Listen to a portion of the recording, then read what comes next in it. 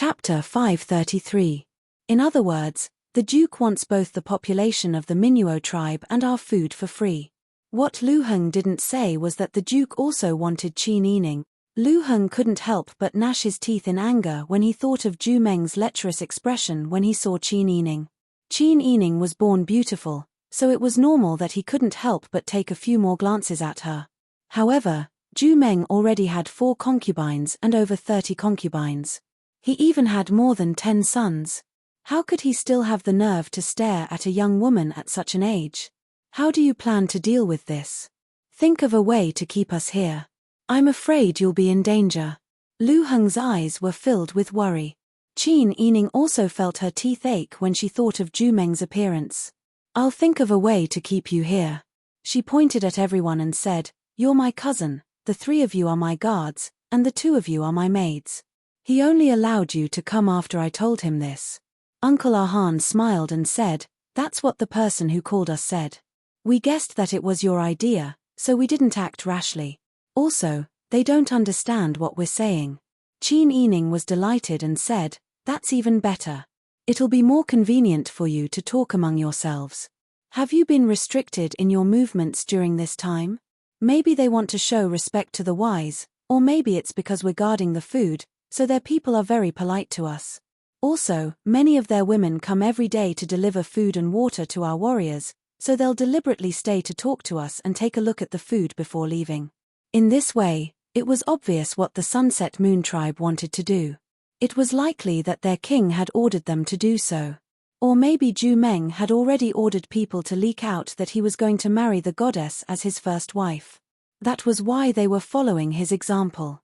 Qin Yining nodded and said, "I understand. I might have to deal with him for a while.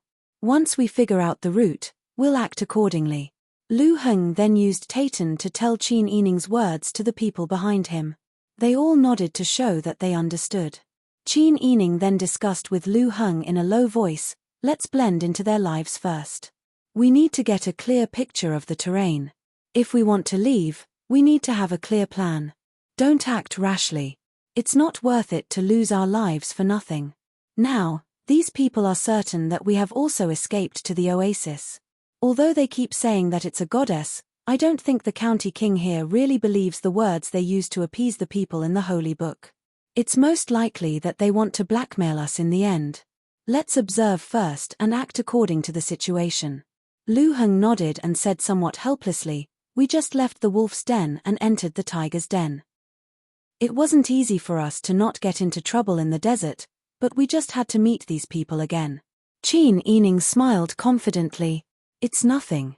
As long as I'm alive, there's hope for everything. Right now, we don't lack food or water. At least we don't have to worry about being buried alive after a sandstorm. It's just a battle of wits. You and I are both familiar with this.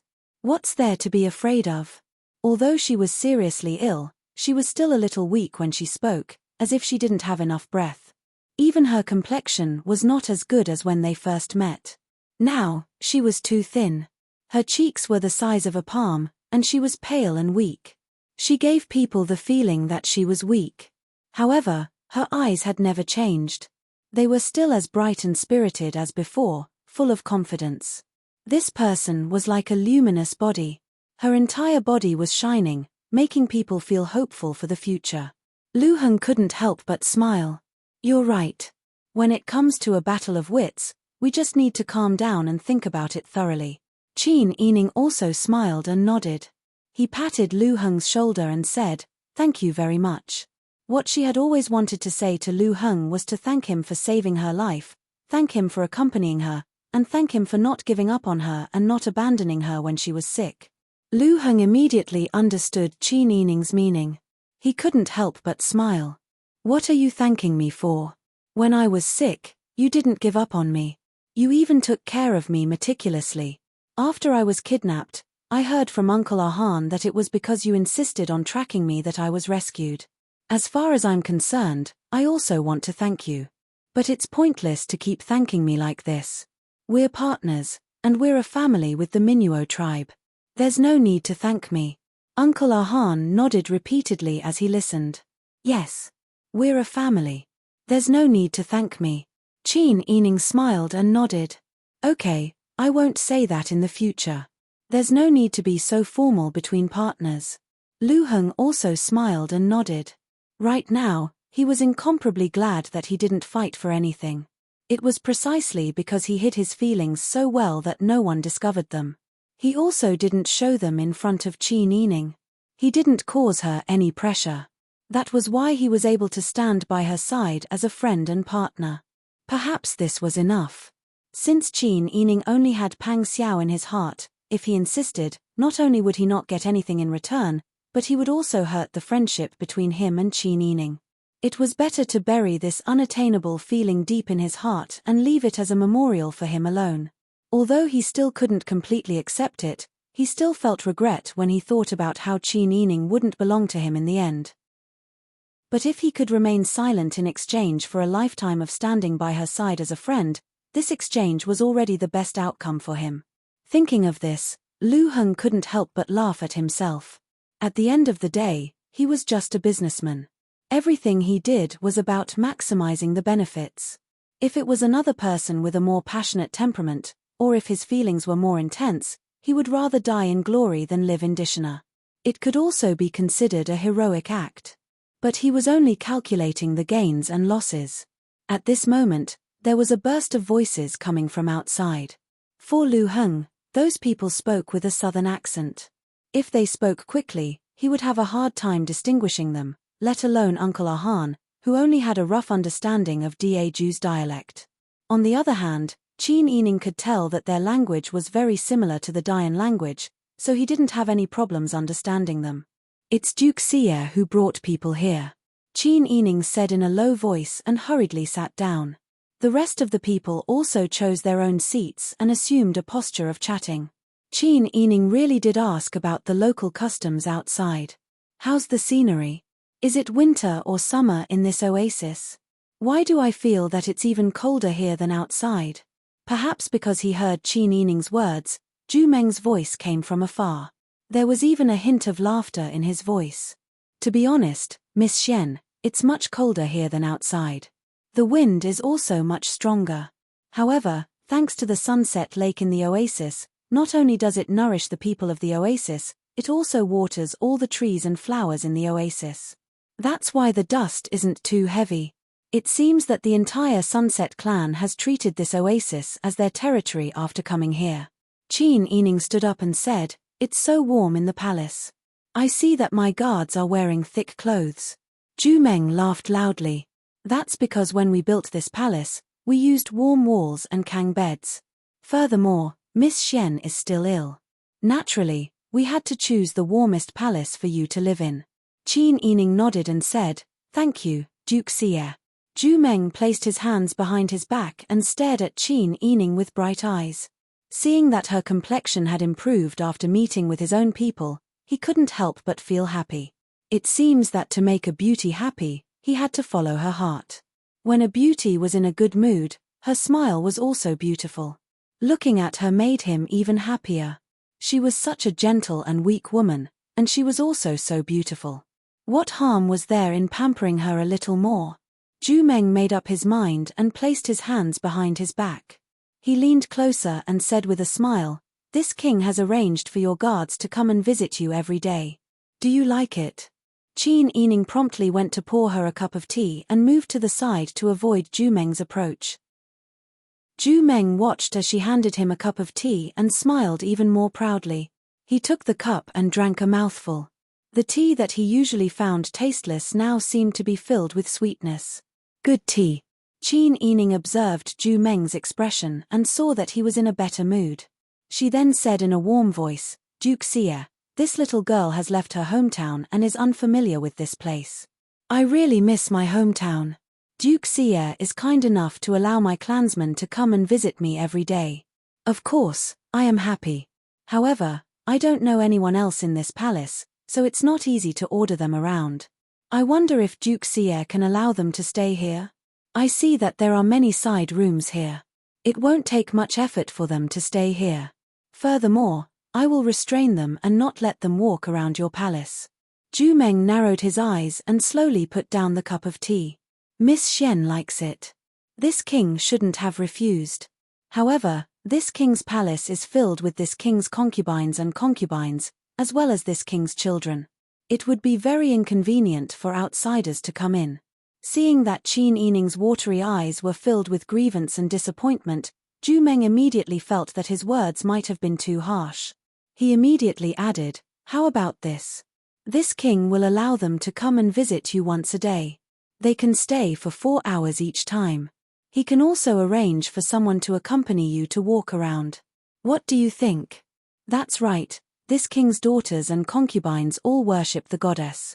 Their temperaments are also very gentle. If this king allows them to accompany you, you won't feel lonely. Qin Yining pursed her lips and said, "All right. Duke Xie, please don't go back on your words. As for my cousin, Duke Xie, on account of his concern for me, please don't lock him up." The beauty frowned and pouted. Her appearance was very pitiful. Zhu Meng simply wanted to give her the most precious fruits and the most beautiful clothes to make her happy. He would give her everything she wanted. This request wasn't too much. After all, once she married into this family, this cousin would be considered a relative. Thinking of this, Zhu Meng pretended to be generous and said, "Although your cousin's words were too unruly and offended this king," Miss Xian pleaded for him. "This king will let him go for your sake. Let him stay with your clansmen."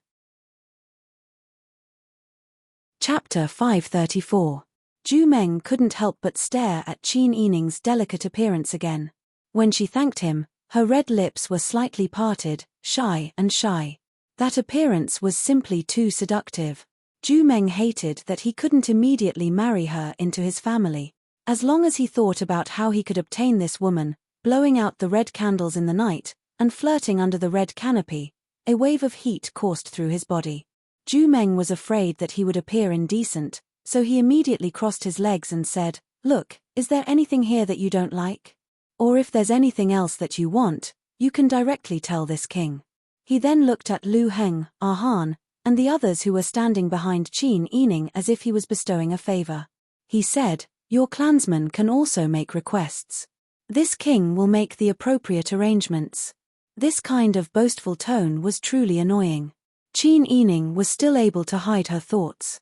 She said without batting an eyelid, "The Duke has already made the necessary arrangements. We don't lack anything for the time being. We're all on the same side. If there's anything that you lack or want to use, don't hesitate to ask. Don't make yourself suffer, Chem." Zhu Meng dragged out the last sentence. As he spoke, he couldn't help but lean closer to her. Qin Yining lowered her head, hiding the annoyance in her eyes. She only nodded. Zhu Meng looked at the long hair that fell over her shoulders as she nodded. He felt as if his heart was being teased by that soft hair. He wanted nothing more than to immediately pull her into his arms and dote on her. However, Zhu Meng still maintained his status and couldn't appear too lustful in front of outsiders. In any case, this oasis was his territory. Their Sunset Moon clan had explored for 100 years, but they still couldn't find the way out of the no man's land. He believed that Qin Yining and the others wouldn't be able to leave either. In any case, they were going to stay here forever. He didn't believe that he couldn't obtain this beauty. There was still plenty of time in the future. Moreover, compared to when they first met, the beauty's attitude had softened a lot. She was no longer as cold as before. This was probably because she was relieved to see her clansmen, right? Many thoughts flashed through Zhu Meng's mind, but they only lasted for a few breaths. He sat in his original spot and chatted with Qin Yining. It seemed like a casual conversation, but in fact, every word he said was to get information out of her. He wanted to know why this group of people entered the desert, why they had so much food, and how they passed through the no man's land to find this place.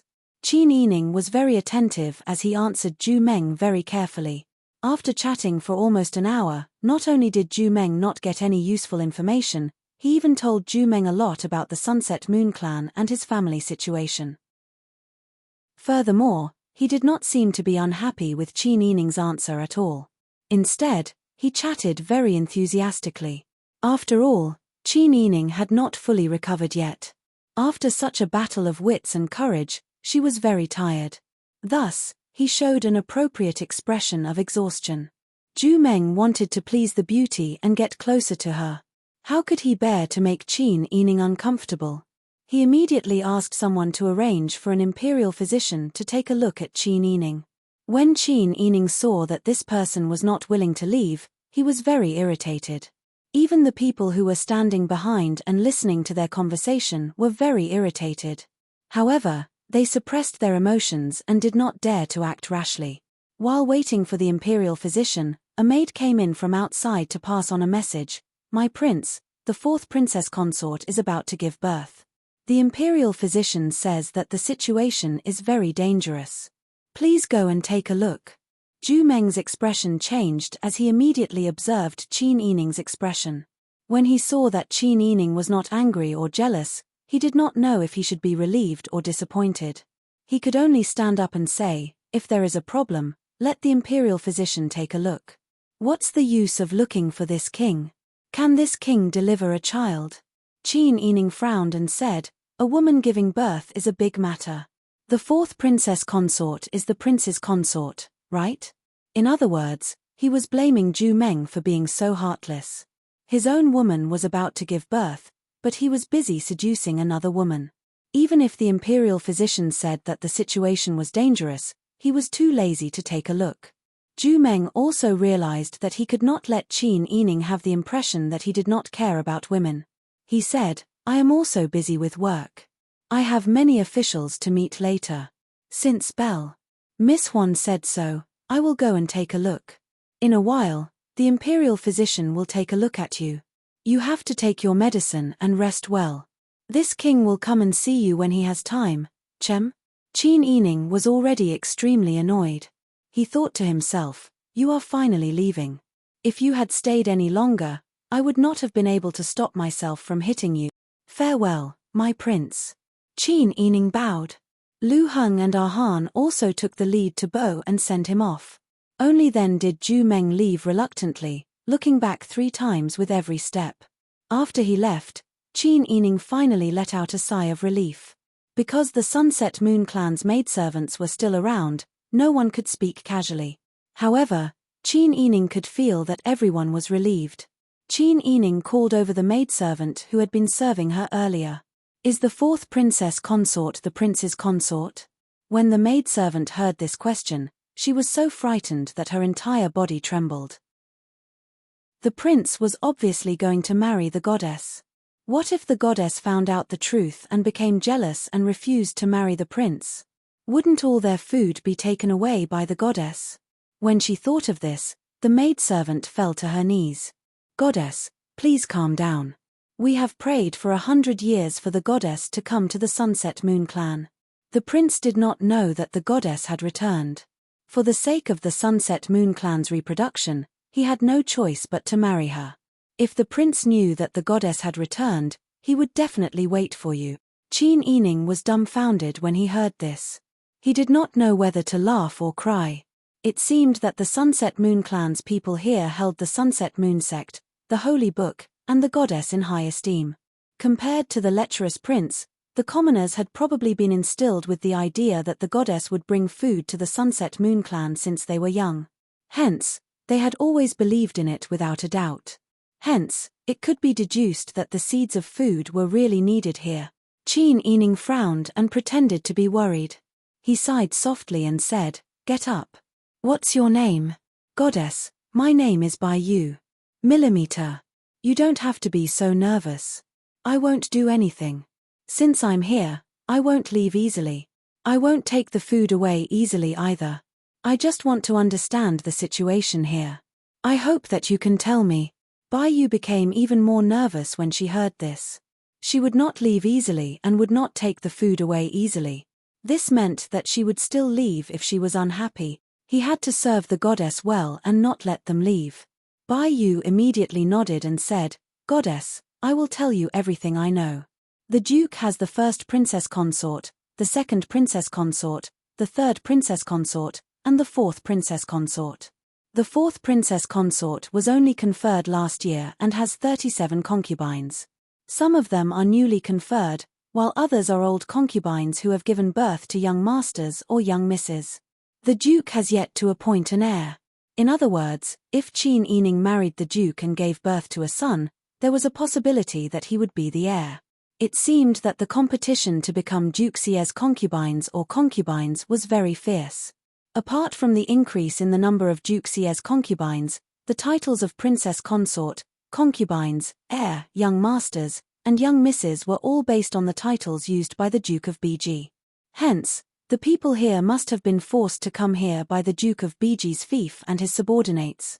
Qin Yining asked a few more questions before the sound of voices came from outside. Bai Yu said, "Imperial physician Wang is here." Lu Heng interjected, "Younger cousin, let the imperial physician take a good look at you. It'll be good if you get better."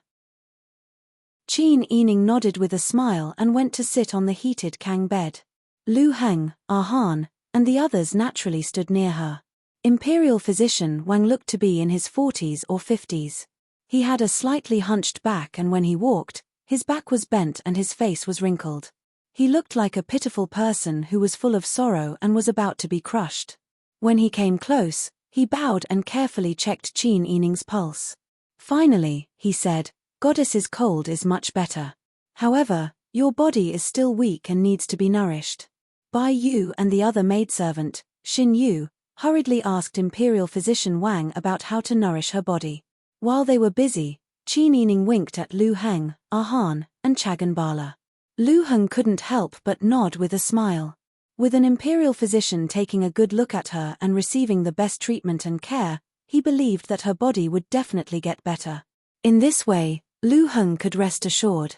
The sky gradually darkened. Outside, a guard came to pass a message to Bai Yu. "The county king has ordered for the goddess's clansmen to go back and rest for the time being." Qin Yining frowned with some reluctance. Han whispered, "Are you afraid to stay here at night?" "There's nothing to be afraid of. The matter is still being discussed. I'm safe here. It's good that you can go back, lest the clansmen worry." Qin Yining smiled at Lu Heng and said, "Older cousin, go back and rest well." Lu Heng understood Qin Yining's meaning. She hoped that he would take good care of the clansmen after going back, observe the surrounding environment, and create a suitable strategy. Fortunately, they could meet every day to exchange information and plan countermeasures. It was convenient for him to observe the situation outside the palace and inform Qin Yining about it. Other than worrying that Qin Yining would be hurt by Zhu Meng, everything else was exactly what Lu Heng wanted. Although he thought so, the reality was like this. Lu Heng and the others had to leave first. Qin Yining asked Bai Yu to send them off, and he took medicine under Xin Yu's care. When the sky was dark, oil lamps were lit in the hall. Bai Yu and Xin Yu brought dinner. The main dish was boiled soft and glutinous beans, a few pickled side dishes, and the fruit was a green apple. Beans were more common in the north, and she lived in the palace. That county king Xie deliberately wanted to please her, so he would definitely order the servants to treat her well. The main food they provided was beans, which were practical for the commoners. There was no rice or flatbread, so there was a real shortage of food here. Bai Yu and Xin Yu saw that Qin Yining was looking at beans, which were not practical, and couldn't help but feel nervous. Chapter 535.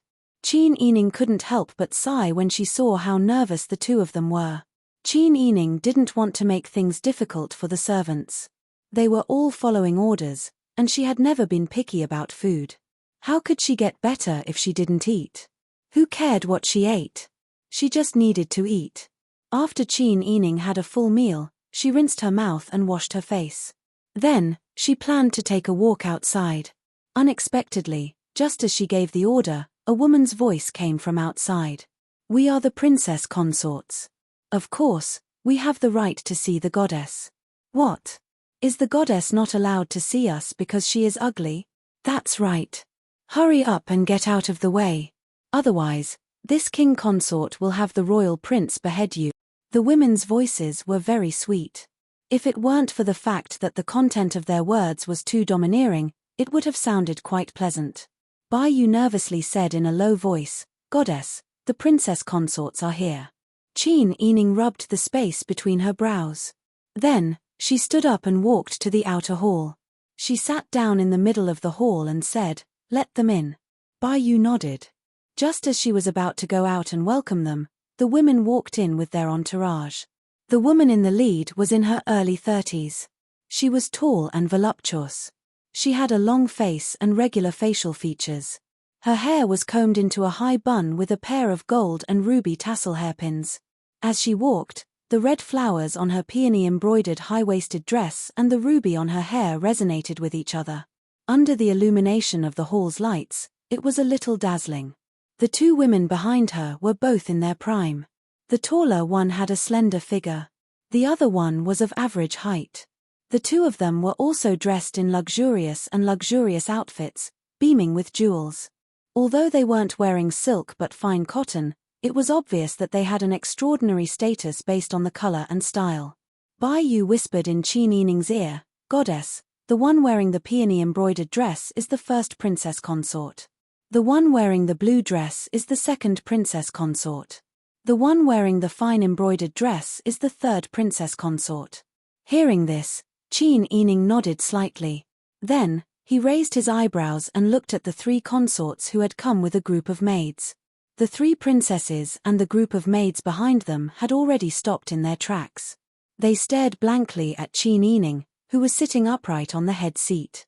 As the saying goes, the more one looks at a beauty under the light, the more one looks at her. Under the orange light, Qin Yining, who was dressed in red, appeared to have dark hair and snow-white skin. Most importantly, she had exquisite facial features and a noble temperament. Just by sitting there quietly and looking at them quietly, he gave people a sense of inviolable nobility. After a long while, the third princess consort coughed and broke the silence in the room. "Ayo, so the goddess is actually such a beauty. No wonder the duke bestowed her with the best palace and even visited her twice a day." Qin Yining raised his eyebrows and remained silent. It seemed that this Wang Fei's upbringing was not that strict. As a Wang Fei, she actually spoke like a shrew in the marketplace. Seeing that Qin Yining was silent, the second princess consort looked at him. The second princess consort adjusted the light blue cloak on her shoulders and said, "The third princess consort has gone overboard. The goddess was sent by God to deliver food to us. The Holy Book has long prophesied that the goddess will definitely become the duke's official consort. This is a decree from the Holy Book. How can the duke not listen to it?" Qin Yining was amused. The second princess consort was much more shrewd than the third princess consort. What she meant was that the duke treated her specially because of the Holy Book's records and not because he valued her. The first princess consort adjusted the golden hairpin in her hair and smiled gently. The second princess consort is right. She slowly walked in front of Qin Yining and reached out her fair hand as if she wanted to touch Qin Yining's cheek. "TSK, TSK. This little sister is so beautiful. It's good to be young." Her frivolous words made Qin Yining frown. He leaned back to avoid her hand and said unhappily, "What brings you here?" The first princess consort's hand missed and she frowned angrily. The third princess consort covered her mouth and laughed. "Ayo, I say, first princess consort, don't try to worm your way into being friends with her. She's a goddess. How can ordinary people like us touch her? Don't you see that our duke is infatuated with her?" The first princess consort ignored the third princess consort's mockery and provocation. She only said to Qin Yining, "Although you're a goddess, you're going to be the duke's consort in the future. You'll be the fifth princess consort. We're all women who serve the duke and can be considered sisters. We'll be spending a lot of time together in the future. We should get to know each other better, right?" As she spoke, she sat down intimately beside Qin Yining and poured herself a cup of tea. She said, "Come, tell me, where are you from? Are you really the goddess mentioned in the Holy Book? When do you plan to consummate your marriage with the duke?" When Qin Yining heard this, he couldn't help but find it funny. It seemed that the duke's consort was the same as the duke's consort. They were both people who thought highly of themselves and were jackals of the same tribe. Qin Yining didn't want to answer. He looked at Jasper at the side and said, "I'm tired. Serve me so I can rest." As he spoke, he stood up and motioned for Jasper to lead the way. He planned to sleep in the inner hall. The first princess consort's expression changed. How could she, who had never been so neglected by anyone, endure the anger of a wild girl who suddenly appeared out of nowhere? Others might believe that she was a goddess, but she didn't. Didn't the Duke fall in love with every girl he saw? It was fine if he took in concubines, but if he wanted to curry favor with a stunning beauty, he could find any reason. Why did he have to say that she was a goddess and wanted her to be his official consort? It was ridiculous. The first princess consort had given birth to 3 sons and 2 daughters for the Duke. In the future, the position of heir apparent must be her son. How could she tolerate a little girl who had appeared out of nowhere stepping on their heads? The first princess consort felt a sense of crisis. After all, she wasn't young anymore. She also knew how many young and beautiful girls in the palace were waiting to curry favor with the Duke. She didn't care if they were of ordinary appearance. It wasn't that she had confidence in herself, but she knew that the Duke was a person who liked the new and hated the old. Even if she was favored for a while, she couldn't guarantee that she would be favored forever. But now that she saw Qin Yining with her own eyes, she didn't have that certainty. She even had a feeling that if Qin Yining followed the Duke, all of them women wouldn't have a good ending. Looking at the back of Qin Yining being supported by a servant girl as she walked into the room, the first princess consort suddenly had a crazy idea. If this woman disappeared now, that would be great. She gritted her teeth and looked at a servant girl dressed in grey and blue robes. That servant girl received the first princess consort's signal and hesitated. Then she gritted her teeth and charged to push Qin Yining. How can you be so rude? Did you not hear our first princess consort speak to you? Chapter 536. By you. Qin Yining hurriedly went to support her. She didn't expect that her dodging would cause Bai Yu to be injured. She said very guiltily, "Are you all right?" Bai Yu held her forehead, blood seeping out from between her fingers. She said in fear and trepidation, "Many thanks, goddess. This servant is fine, this servant is fine." Qin Yining handed Bai Yu to the frightened Xin Yu and said, "Quickly bandage your wound. Find a Tai to take a look at it later." Xin Yu and Bai Yu said, "This servant doesn't dare." Qin Yining thought that since her body hadn't recovered yet, Duke Xie would definitely arrange for a Tai to come and treat her. At that time, they could take a look together. She turned around and asked the first consort's servant girl, "What is your name?" Qin Yining's gaze was too cold and sharp. The servant girl was so frightened that she lowered her head and said, This servant, this servant." The first consort pulled the servant girl to the side and raised her chin, saying, "What, you really want to put on the airs of a goddess? You were disrespectful to this king's consort first. This king's servant girl only acted this way because she wanted to protect her master. You weren't injured today, so let's forget about it." Qin Yining was so angry that she laughed. The dimples on her cheeks were shallow, and her eyes were cold. She said in a voice that was neither high nor low, neither fast nor slow, "You ordered your servant girl to attack me. You didn't succeed in hurting me, so I can pretend that you didn't do anything? Then what do you want?" The first consort was truly frightened by Qin Yining's appearance. She was also stunned. She was frightened because her gaze was too sharp. People couldn't help but look away when they met her eyes. They didn't dare to look directly at her. She was stunning, but because of her appearance, her entire face became more vivid. It was like a black and white painting suddenly had color. It made people afraid of her majesty, but at the same time, they couldn't help but want to look at her bright and beautiful face. This kind of beauty, if she was allowed to enter the palace, what would happen? The first consort had been a master for many years.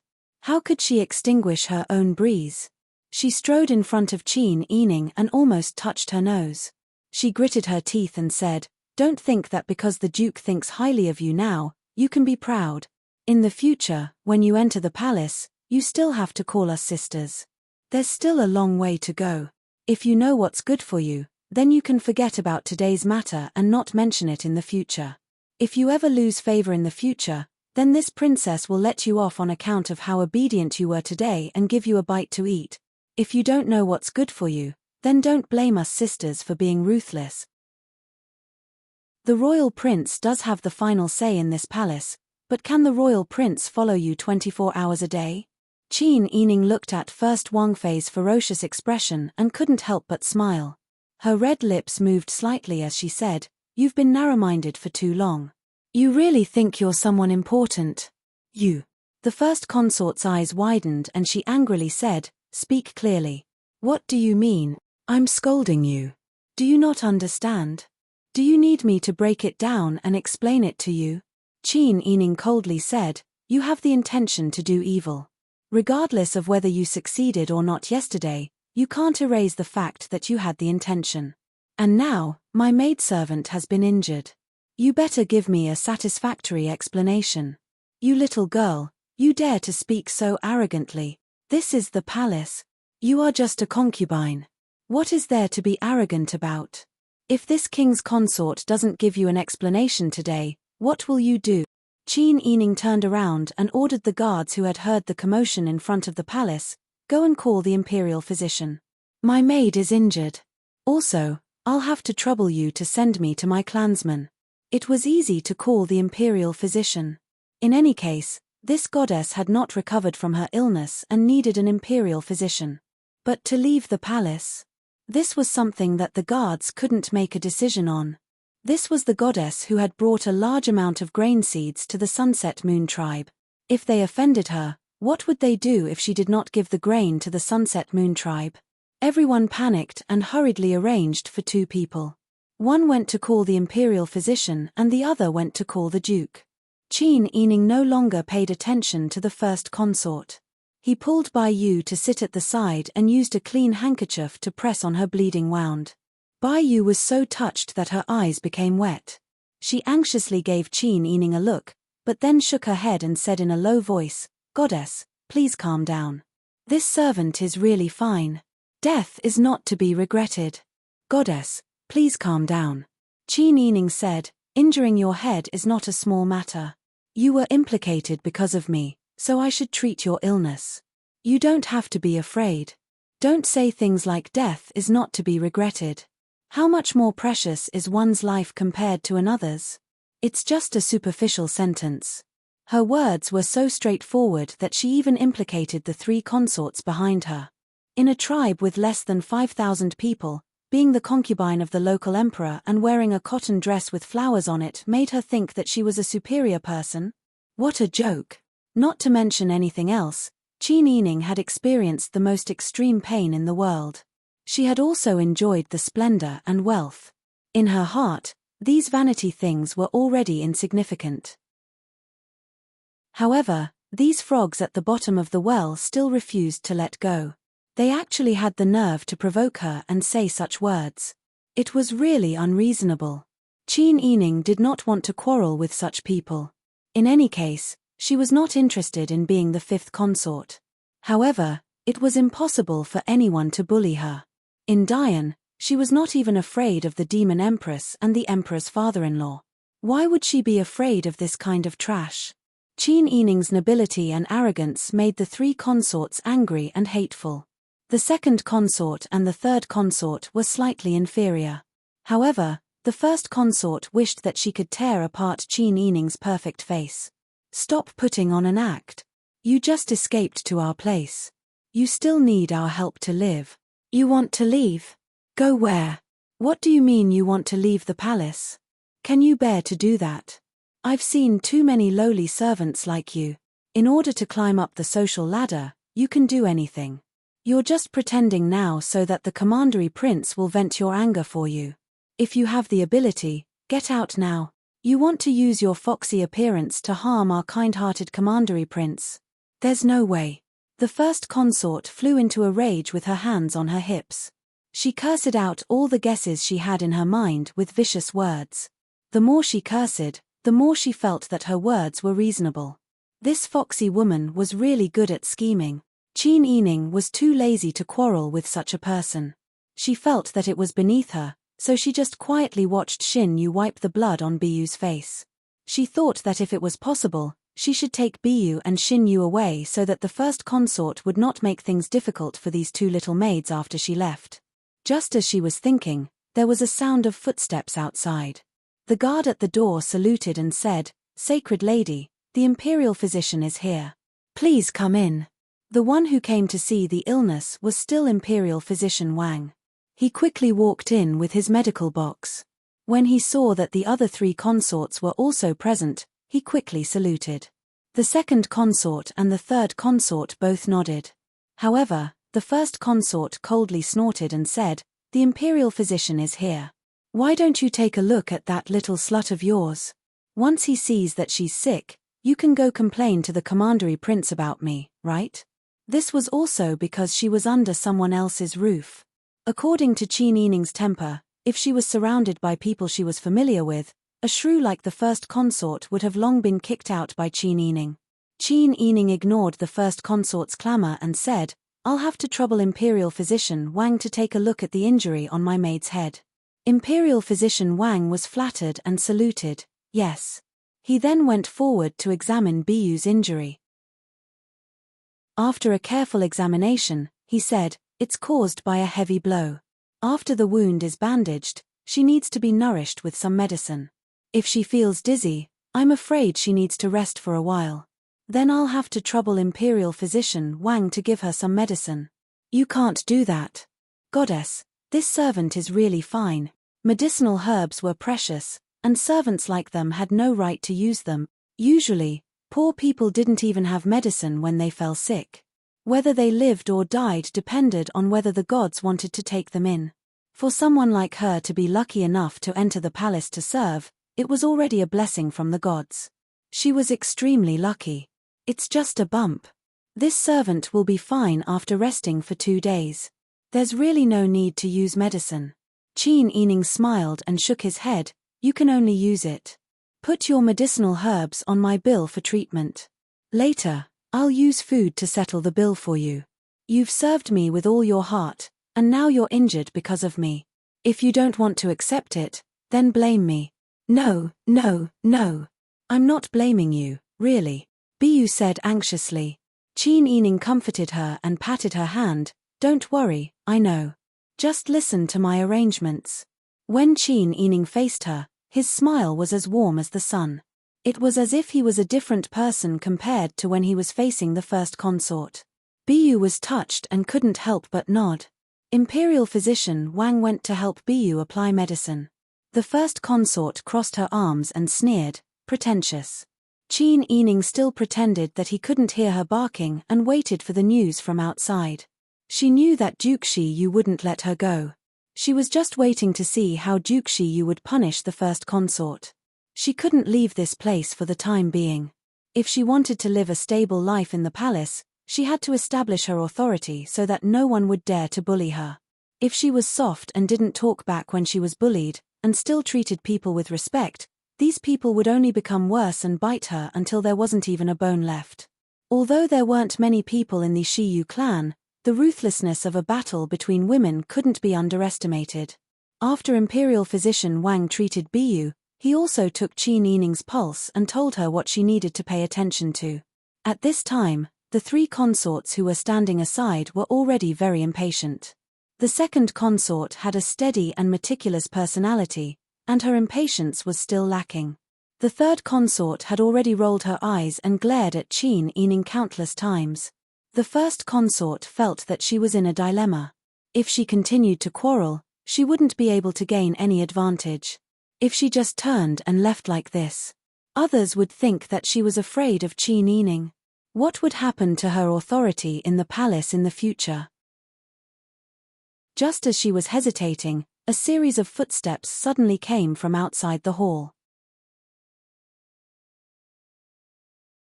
Chapter 537. The first princess consort widened her eyes in disbelief.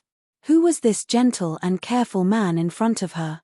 Was this still the high and mighty Commandery Prince that she was familiar with? She had served the Commandery Prince for 17 years and had never seen him treat anyone so gently and carefully. Even when she was young and favored, the Commandery Prince was like a god to her. She did not dare to look directly at him. Even though they had children and lived together for so many years, the first princess consort still did not dare to touch Commandery Prince Xie's reverse scale. The second princess consort was only surprised for a moment. She saw the foolish expressions on the first princess consort and the third princess consort's faces and quietly took a few steps back. Qin Yining stood up and avoided Zhu Meng's approach by bowing.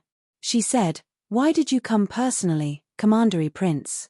She paused for a moment before she continued, "Regional King, I am eternally grateful to you for saving my life that day.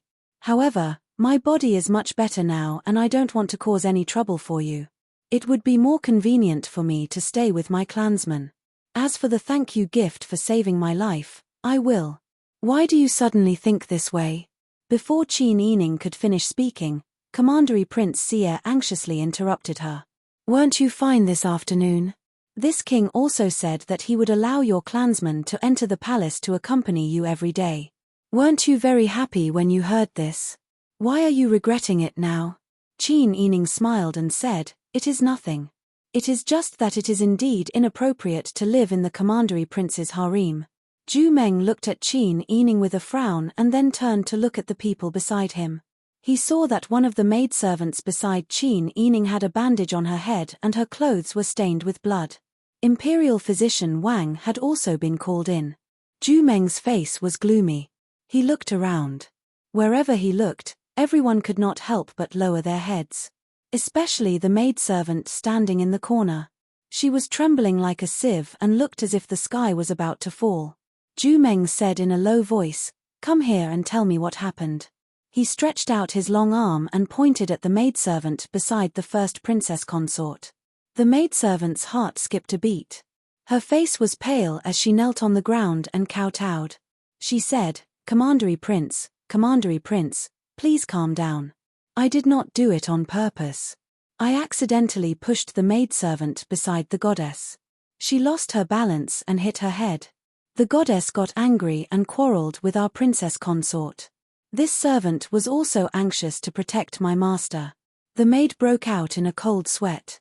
In a moment of desperation, she didn't care whether what she said was true or false or whether her logic was logical.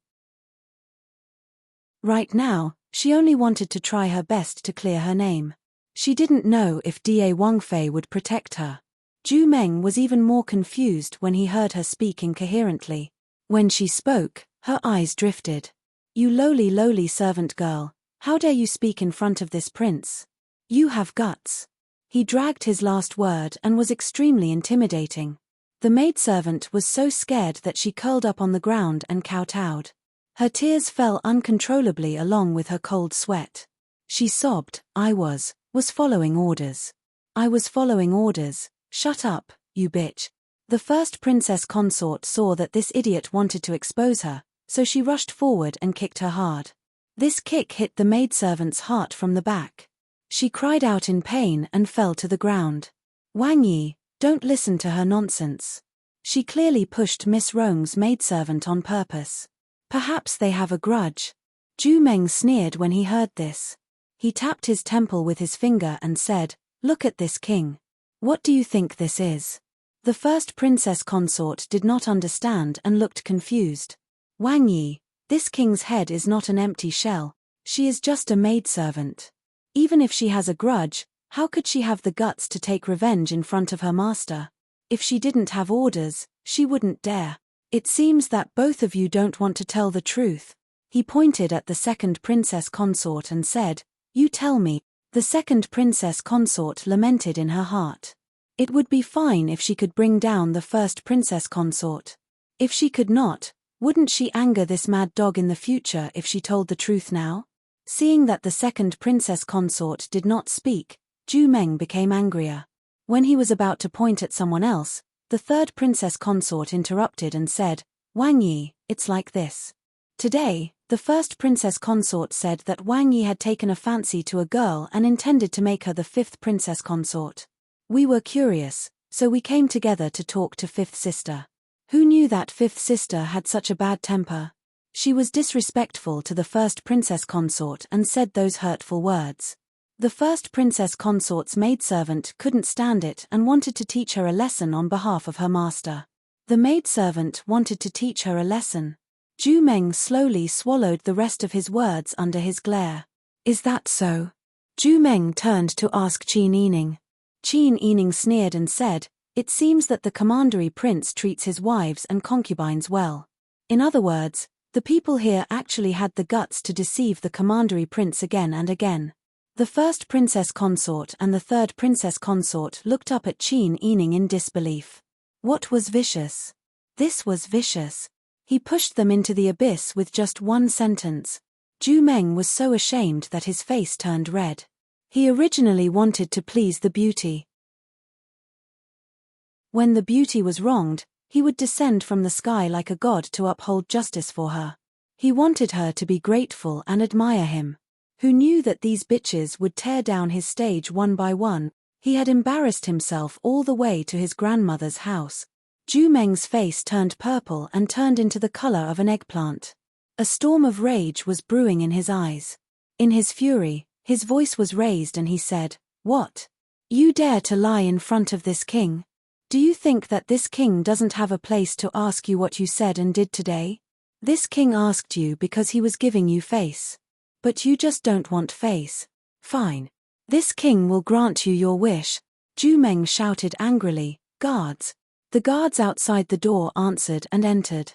They put down the long spears in their hands and knelt on one knee. "Commandery Prince, tell this king what happened here just now." The guards looked at each other. They were outside the hall. How would they know what exactly happened? The leader of the guards could only bite the bullet and say, "Commandery Prince, we were outside and vaguely heard an argument. As we were too far away, we couldn't say what exactly happened." Zhu Meng was so angry that he almost fell backwards. Qin Yining lowered his head. He mocked the commandery prince in his heart even more. It seemed that this commandery prince was not only lustful, short-sighted and arrogant. He was also not very capable. If this happened in the prince's mansion, Pang Zhishi would probably scare people witless with just one look and they would confess everything. They would not be like this, walking with a whip. The more it was like this, the more Qin Yining missed Pang Xiao. Her mood, which was not affected by today's incident, gradually turned gloomy. She frowned impatiently. When Zhu Meng saw Qin Yining frowning, he thought that she was dissatisfied with his performance today. He immediately felt embarrassed. The tall and mighty image that he had built up might collapse overnight. In his fury, Zhu Meng only wanted to punish these fools who ruined his life. The second princess consort observed from the side. When she saw Zhu Meng's ferocious expression and how his face, neck, and ears were all red, she understood that if she did not stand up now, even she would be implicated by the first princess consort and the third princess consort. The second princess consort immediately pinched her thigh and forced tears out of her eyes. She sobbed as she came forward and said, Wang Yi, don't be angry. I'll tell you. I was just afraid that Wang Yi would be angry with my sisters. That's why I didn't dare to say anything." The first princess consort and the third princess consort turned around and glared at the second princess consort angrily. "Say it." Zhu Meng said angrily. The second princess consort told him everything that happened just now. In the end, she knelt down and said, "I'm useless. I was timid and didn't dare to say anything inappropriate to make the first princess consort and the third princess consort unhappy. But I really didn't want to see Wang Yi being deceived by others. Miss Zhao is gentle and not good at quarreling with others. She was bullied today and had no way to redress her grievances. That's why she said she wanted to leave the palace. In the end, she cleverly put Qin Yining on a pedestal. The second princess consort knew that the commandery prince was now determined to like the goddess and would definitely take her into the palace. Why should she offend Wang Yi by saying that the goddess was not good? Thanks to those two fools, they bullied the goddess. She had to do the opposite. She had to say good things about the goddess so that the goddess would remember her kindness and let Wang Yi know her position. When Zhu Meng heard this, he was so angry that he kicked the first princess consort to the ground and said, "You bitch! Who gave you the guts?" The first princess consort was in great pain from the kick. She was in so much pain that tears and snot flowed down her face. She did not forget to beg for mercy and said, "Wang Yi, please calm down. I didn't do it on purpose. I was just impulsive. Although I quarreled with Miss Zhao, I didn't want to hit her. It was that bitch who hit her. She acted on her own accord." Qin Yining became more and more impatient. She rubbed her eyebrows and said, "Commandery Prince, I don't care about this. Whether the first princess consort did it on purpose or not, it doesn't matter. I think the 3 princess consorts were impulsive because they misunderstood. To avoid arousing suspicion, I think it's better for me to stay with my clansmen. My body is getting better now. It's really inappropriate for me to stay here." Qin Yining was indeed tired. Under the light, her face was as white as snow. Her frown made her look even more delicate. Zhu Meng was not willing to let her leave like this. He hurriedly said, "No, you should just treat this as your home. Didn't we agree on this earlier? Commandery Prince, this place is really not suitable for me to recuperate." Qin Yining wanted to leave, but Zhu Meng was determined not to agree. While the two were arguing, the first princess consort and the third princess consort who were kneeling on the ground were gritting their teeth in hatred. She was doing this to anger the commandery prince even more. In the end, the commandery prince's anger would be vented on them. The second princess consort looked at the trembling figures of the first princess consort and the third princess consort and could not help but secretly laugh. Qin Yining had already publicly expressed her disgust with the palace. Today's incident was indeed caused by the people in the palace. Zhu Meng thought, such a delicate beauty must have been frightened by this group of boorish and stupid women. If I force her to stay, I'm afraid I'll have to bear a grudge. Anyway, Xie is such a big place. It's surrounded by deserts. Even if she lives with her clansmen, she won't be able to escape. Won't she have to move back after she gets married? Chapter 538. Qin Yining did not expect that Zhu Meng would agree to her request. However, if she could leave the palace and go to the Minuo tribe, even if she would be closely monitored, she would feel more at ease. No matter what other plans Zhu Meng had, she would just take one step at a time. Qin Yining stood up and left. Seeing Bai Yu with a wound on her head and Xin Yu in fear and trepidation, she was worried that the first consort would be angry at the two of them after she left, so she said, "I have another request. Bai Yu and Xin Yu have served me wholeheartedly. I want to take them with me. I wonder if the prince will agree." Zhu Meng was worried that he had lost face in front of the beauty and had to personally send her away. Even though she would be on Shi Yu's land and would not be able to escape his grasp, he still did not feel safe. However, Qin Yining had taken the initiative to ask him for the two of them. This had resolved his worries. If she could do this, it meant that she did not treat him as an outsider, right? "I agree. Miss Yi's request is not excessive. How can I not agree?" Zhu Meng anxiously took 2 steps forward. "How can 2 maidservants be enough to serve you? Can this king arrange a few more for you?" Qin Yining bowed and said, "Thank you, Prince, for your kindness. I originally had maidservants, but the 2 of them met my eyes, so I took the liberty to make this request. Together with the people who serve me, that's enough." She had a slender figure. During Dian, she had learned etiquette from the palace's nannies. At this time, when she bowed gracefully, her appearance was completely different from any other woman Zhu Meng had seen in his life. It was indescribably pleasing to the eye. Even the 3 consorts at the side could not help but feel ashamed of their inferiority. They felt that compared to her, their actions were too vulgar. Zhu Meng felt at a loss for a moment. When he frantically reached out to support her, Qin Yining had already stood up and left. Zhu Meng was very regretful that he did not touch her. However, for the sake of his face, he could only pretend that he did not care. He turned and ordered, "None of you are allowed to leave. Just kneel here and wait for this king to come back and ask you questions." He then pointed at Bai Yu, Xin Yu, and Imperial Physician Wang and said, "Follow this king." The 2 maidservants and the Imperial Physician immediately bowed and followed. The 3 princesses fell to the ground in despair. They had originally thought that it would be fine if they left. After all, they had served the regional king for so many years. Now that the regional king had lost his temper, he would probably let this matter go. However, who would have thought that this was not the end? The Duke had already made up his mind to deal with this matter. At this moment, the first Wang Fei was filled with regret. If she had been gentler in her methods, she would not have angered the Junwang. Perhaps she could have slowly found a chance to deal with that vixen in the future. Now, not only had her secret been exposed and the regional king hated her, even that vixen had left the palace and escaped her control. Once she was outside the palace, it would be harder than ascending to the heavens for her to deal with her. Moreover, from what she heard just now, that vixen wanted to live with her clansmen.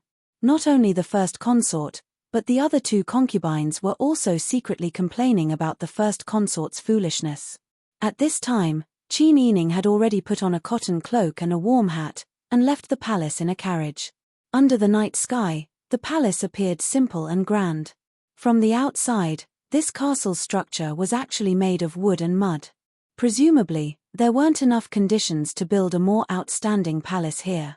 Walking straight out of the palace gates, there was a large public square. There was a high platform in the middle of the public square. It looked like it was used for some kind of ceremony. Passing through the public square, there was a wide street with rows upon rows of houses on both sides. As the carriage moved forward, Zhu Meng, who was sitting beside Qin Yining, started to introduce the scenery along the way to Qin Yining. Qin Yining seriously noted it down and responded at appropriate times. This made Zhu Meng very happy. Along the way, Qin Yining observed carefully and found that the city on this oasis had already begun to take shape. The tallest building, other than the palace just now, was a 3-story building. The streets were all dirt roads, and the buildings were all made of wood or mud. Right now, the sky was already dark, but there were still people coming and going on the streets. It seemed that there was no curfew here. The clothes worn by the common people were all embroidered with unique totems, and the styles were all similar. When they saw their carriage coming, some of the common people stopped to greet them. Zhu Meng was very proud of this, and there was a hint of pride in his words. Without any hindrance, they came to a place in the southeast of the town. Compared to what they had seen earlier, this place was already very remote. Although there was still no desert in sight, and this place looked like a normal town next to a river, in fact, it would take less than 2 hours on horseback to see the edge of the oasis. The tribesmen of the Minuo tribe were arranged to set up camp here. Zhu Meng had provided them with houses, but the tribesmen of the Minuo tribe declined his kind offer. Right now, their lives were tied to the provisions in their hands. If they let down their guard and something happened to the provisions, they would have no way to survive in the future. Therefore, when Qin Yining brought Zhu Meng's carriage closer, the tribesmen guarding the outermost perimeter stared at the carriage with great vigilance. In Taitan language, they asked, "Who is it?" Qin Yining got off the carriage. She could understand some of the more common and simple Taitan language, so she could understand the tribesmen's language. She smiled at him and said, "I'm back." Seeing Qin Yining, the tribesmen guarding the gate were overjoyed. Some went in to report the news, while others curiously observed Zhu Meng, who was beside Qin Yining. Zhu Meng put on an arrogant attitude and said, "You are very good at restraining your tribesmen. They all listen to you very well." Qin Yining said, "These were all done by the tribesmen, and I didn't restrain them. It's getting late, County King, please go back and rest. You still have many important things to do." Zhu Meng was actually very reluctant to leave, but since he had already brought her here, it would not look good if he stayed. Fortunately, they were surrounded by desert, and if she left the oasis, she would not be able to survive. She could not escape, and she still had a long way to go. Zhu Meng pretended to be generous and said, "Yes, this king still has things to do. You should rest here." He then turned around and instructed Imperial Physician Wang, "Remember this place. From now on, come here every day to check the goddess pulse. Do not slack off." "Yes." Imperial Physician Wang hurriedly bowed and agreed. At this time, Lu Heng, Uncle Ahan, and the others had already walked out. Seeing that Qin Yining was really sent back as the clansman said, everyone was both happy and worried. Zhu Meng's carriage gradually left, and Lu Heng could not wait to ask, "Are you okay? Did they bully you?" Qin Yining let out a long sigh and said, "Something did happen, but I'm fine." He turned around and introduced Biyu and Xin Yu to Lu Heng, and told him about their situation. Finally, he said, "I didn't expect Biyu to hit her head because of me.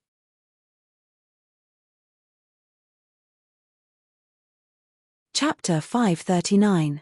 Qin Yining nodded but didn't answer immediately. Instead, he said, "First, ask the tribe members to arrange for them to rest. Bu is injured, so ask someone to cook some porridge for her and take good care of her." Lu Heng knew what to do. He called 2 female tribe members to send Bu and Sinew to rest.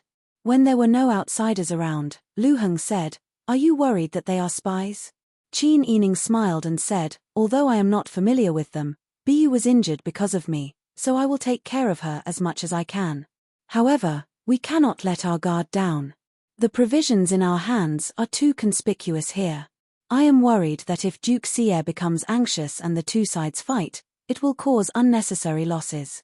"You are right." Lu Heng accompanied Qin Yining to walk around the camp and check the surroundings. Qin Yining crossed his arms.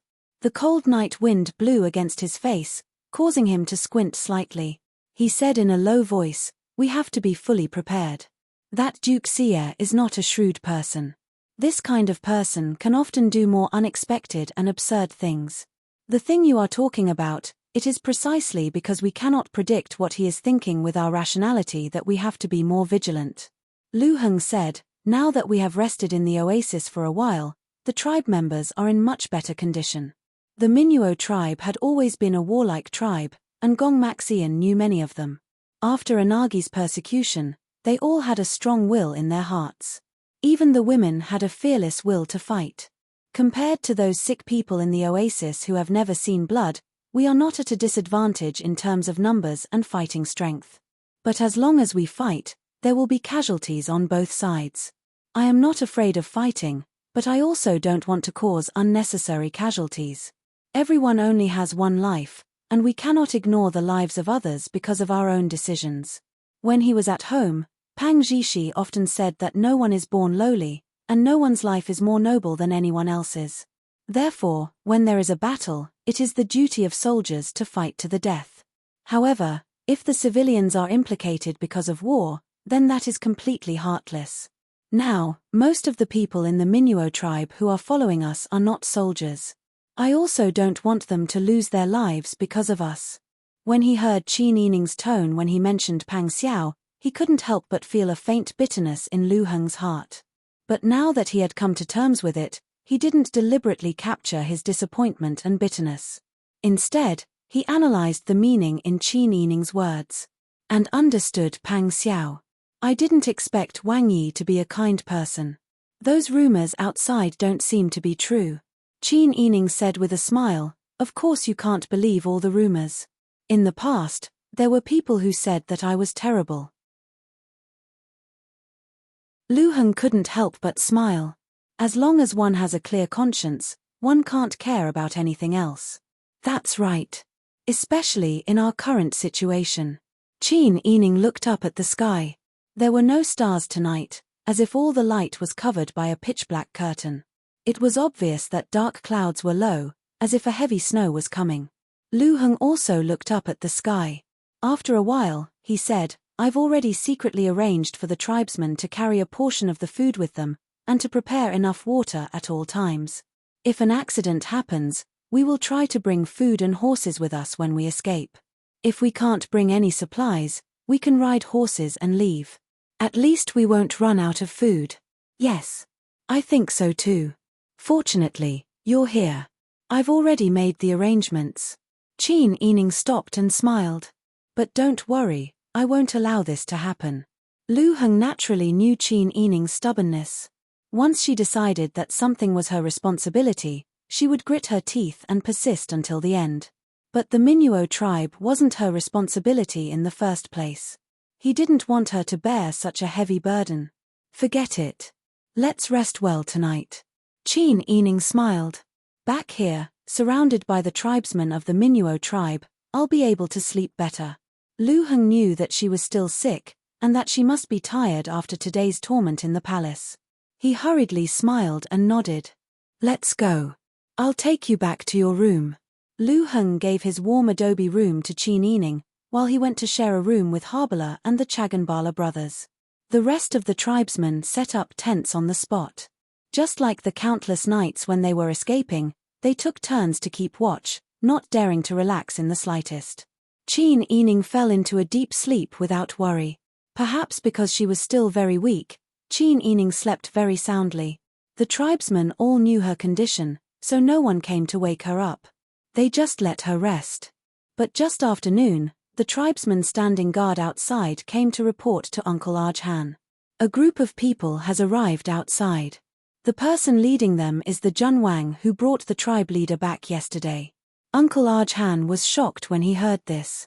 He didn't dare to be negligent and hurriedly went to call Lu Heng. Lu Heng pondered for a moment, then went out without hesitation. He saw the man wearing a black cotton cloak standing with his hands behind his back. He stopped in his tracks and cupped his hands. So it's the Junwang. Please forgive me for not going out to meet you. Zhu Meng arrogantly raised his chin, indicating that Lu Heng could dispense with the formalities. He then said, "This king is here. Why didn't Miss Rong come out to meet him?" Lu Heng inwardly cursed at this person. Shameless. A toad wanting to eat swan meat. However, he maintained a refined smile on his face. My younger sister's body hasn't recovered yet. Yesterday, she was frightened, causing her condition to worsen. Yesterday, she even had a fever. Today, she has been unconscious and hasn't gotten up. Please understand.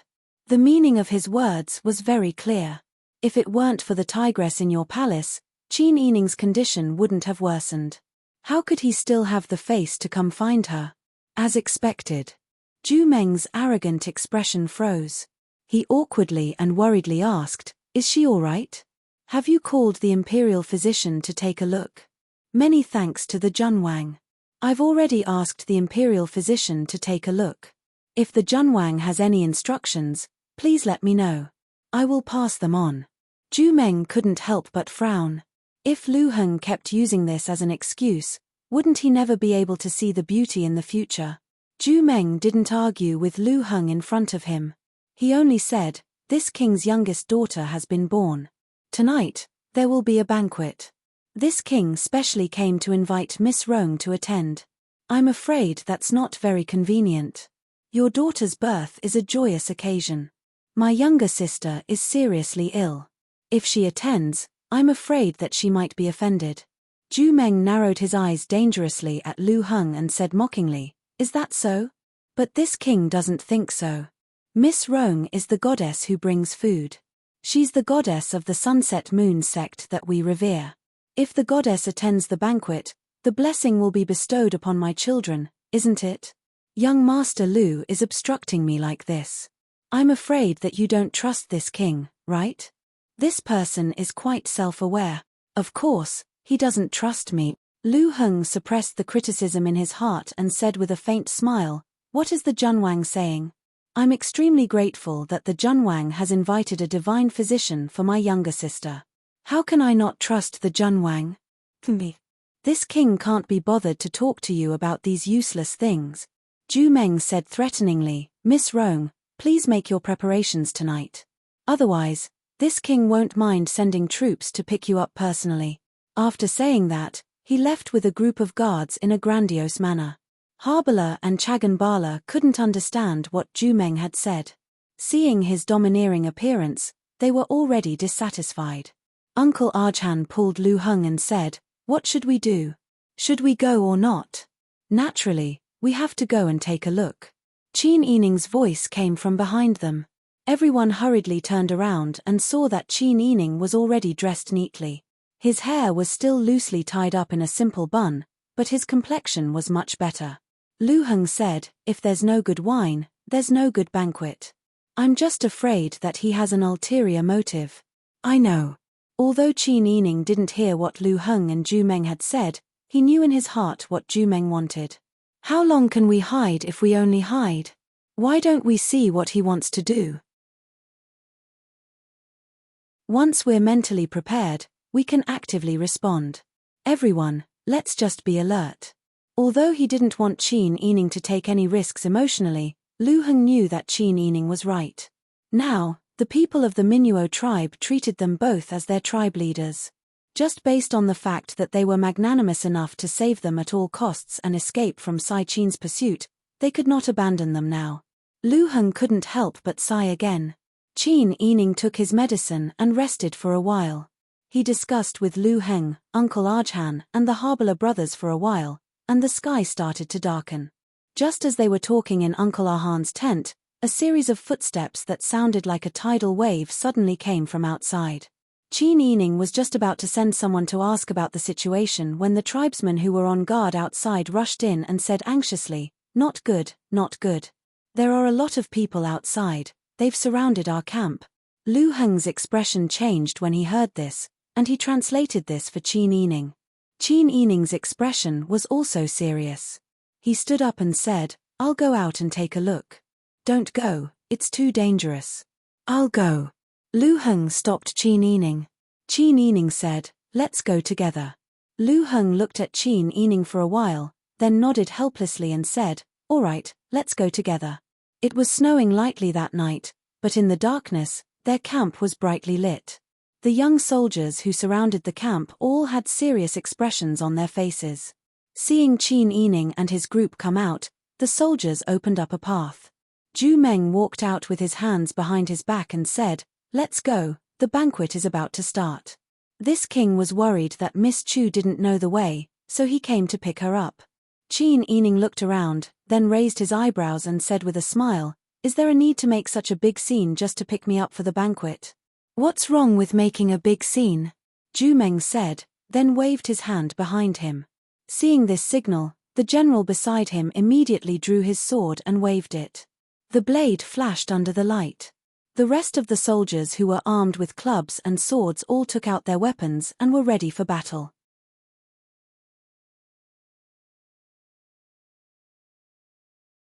Chapter 540. Qin Yining was as calm as usual. Her bright and beautiful eyes narrowed in displeasure, like a sharp sword glinting under the cold moonlight. People could not help but suck in a breath of cold air, and the hair on their backs stood up. Zhu Meng was also shocked by her appearance, but his heart surged with a strong desire to possess such a woman. Ever since he saw Qin Yining, Zhu Meng deeply felt that he had lived for decades in vain. Although he had had so many women, none of those ordinary women could compare to this Cha Mai in front of him, who was as lofty and unyielding as Cha Mai. Even if he had 10,000 women, they could not compare to this woman in front of him. It was like a treasure or a good book that one couldn't help but repeatedly stroke and savor. The more one understood it in detail, the more one couldn't hide the admiration in one's heart. Every time one came into contact with it, it would cause one's heart to feel limp and itchy. He was determined to have this woman. Zhu Meng stood with his hands clasped behind his back. He showed an unprecedented strength in the face of Qin Yining. "The banquet is about to begin. Miss Qin, you should go with this king immediately." As soon as he finished speaking, the surrounding soldiers raised their weapons and pointed their cold and sharp weapons at the stern-looking Mi-Nuo tribesmen. Qin Yining did not back down and looked directly at Zhu Meng's hungry eyes. She could not help but laugh mockingly. "This is the first time I've seen someone invite guests in such a manner. The second-rank prince does not look like he is holding a banquet to celebrate the birth of a new life. It looks more like he is declaring war." Lu Heng also said, "The second-rank prince had a good talk this afternoon. Why is he acting like this now? Originally, we thought that the second-rank prince was a warm and considerate person and wanted to make friends with him sincerely. Now, it's really a pity." Zhu Meng was actually a little uncomfortable when he heard this. In the beginning, he was gentle and careful with Qin Yining because he wanted to please the beauty. He also knew that Qin Yining would be kept in the palace and would not be able to escape from his control. But now, the beauty was bullied by those stupid women and took the opportunity to leave the palace. As soon as he sent her out, he was already regretting it. What if these people escaped in the middle of the night? If that really happened, wouldn't he be unable to obtain food and beauties? If that was really the case, it would be better to strike first to gain the upper hand and snatch her away. You don't have to feel sorry. This king had brought so many people with him because he didn't want to neglect Miss Shui. Even if you are going to attend the banquet, we have our own troops here. You don't have to worry too much. Zhu Meng frowned. Or do you not trust this king? Of course not. Lu Heng said, if we didn't trust the Commandery Prince, we would have left long ago. Why would we be so sincere with the Commandery Prince? Zhu Meng sneered. He wanted to see if these people could walk out of the no man's land alive. He didn't believe that these people would be able to walk out of the desert that they, the Sunset Moon people, had been exploring for 100 years and still couldn't walk out of it. When Qin Yining saw Zhu Meng's expression, combined with his attitude when he led his troops to besiege the Minuo tribe, he already had a rough idea of what Zhu Meng was thinking. Things were really developing in the direction she didn't want to see the most. It was her mistake that had actually aroused this lecher's desire to plunder. Seeing Qin Yining's frown and worried expression, Lu Heng was worried and even more unwilling to let her go to the banquet. But before he could say anything, Qin Yining spoke first. Didn't you say there was a banquet? Let's go. As he spoke, he called Uncle Arjhan, Surina, and Wu Lan out. I can bring my attendants and maids to the banquet, right? A little girl was forced to attend the banquet by him and his troops in public. If he didn't even allow her to bring a guard and 2 maids, Zhu Meng felt that he would lose face. Thus, he magnanimously said, of course you can. Miss Shue's request is not too much. His tone was so doting that it was as if Qin Yining was a peerless treasure. Regardless of how the others felt, Lu Heng, Arjhan, and the other Minuo tribesmen who understood what Zhu Meng said all felt a chill run down their spines. Lu Heng put Qin Yining's hood on her head and said in a low voice, you must be careful. He really wanted to go with her, but if he went, the Minuo tribe would become a pile of loose sand with no one to command them. If something really happened, there wouldn't even be a person to take charge. Qin Yining smiled and said, don't worry, it'll be fine. I'll make sure to ensure my safety. Even so, who doesn't know about your stubbornness? Lu Heng sighed. She was so stubborn that she didn't even care about her own life. She was so tough, yet so pitiful. Qin Yining smiled comfortingly, then called Arjhan, Surina, and Wu Lan, and walked towards Zhu Meng together. The Xie soldiers surrounding the Minuo tribe retreated one after another, and Moses parted the sea to open a path for Qin Yining.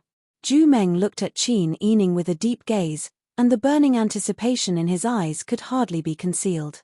He cleared his throat and said in a hoarse voice, let's go. Qin Yining nodded and followed him. After the group left, the Xie army didn't retreat, but closed the encirclement. Harbala said in a low voice worriedly, what should we do? They're obviously going to force Chief Qin. Lu Heng said, if we can't outsmart them, then we can only fight them head-on. But she won't allow us to do that. Yesterday, she said that she won't let anyone in the tribe lose their lives for no reason.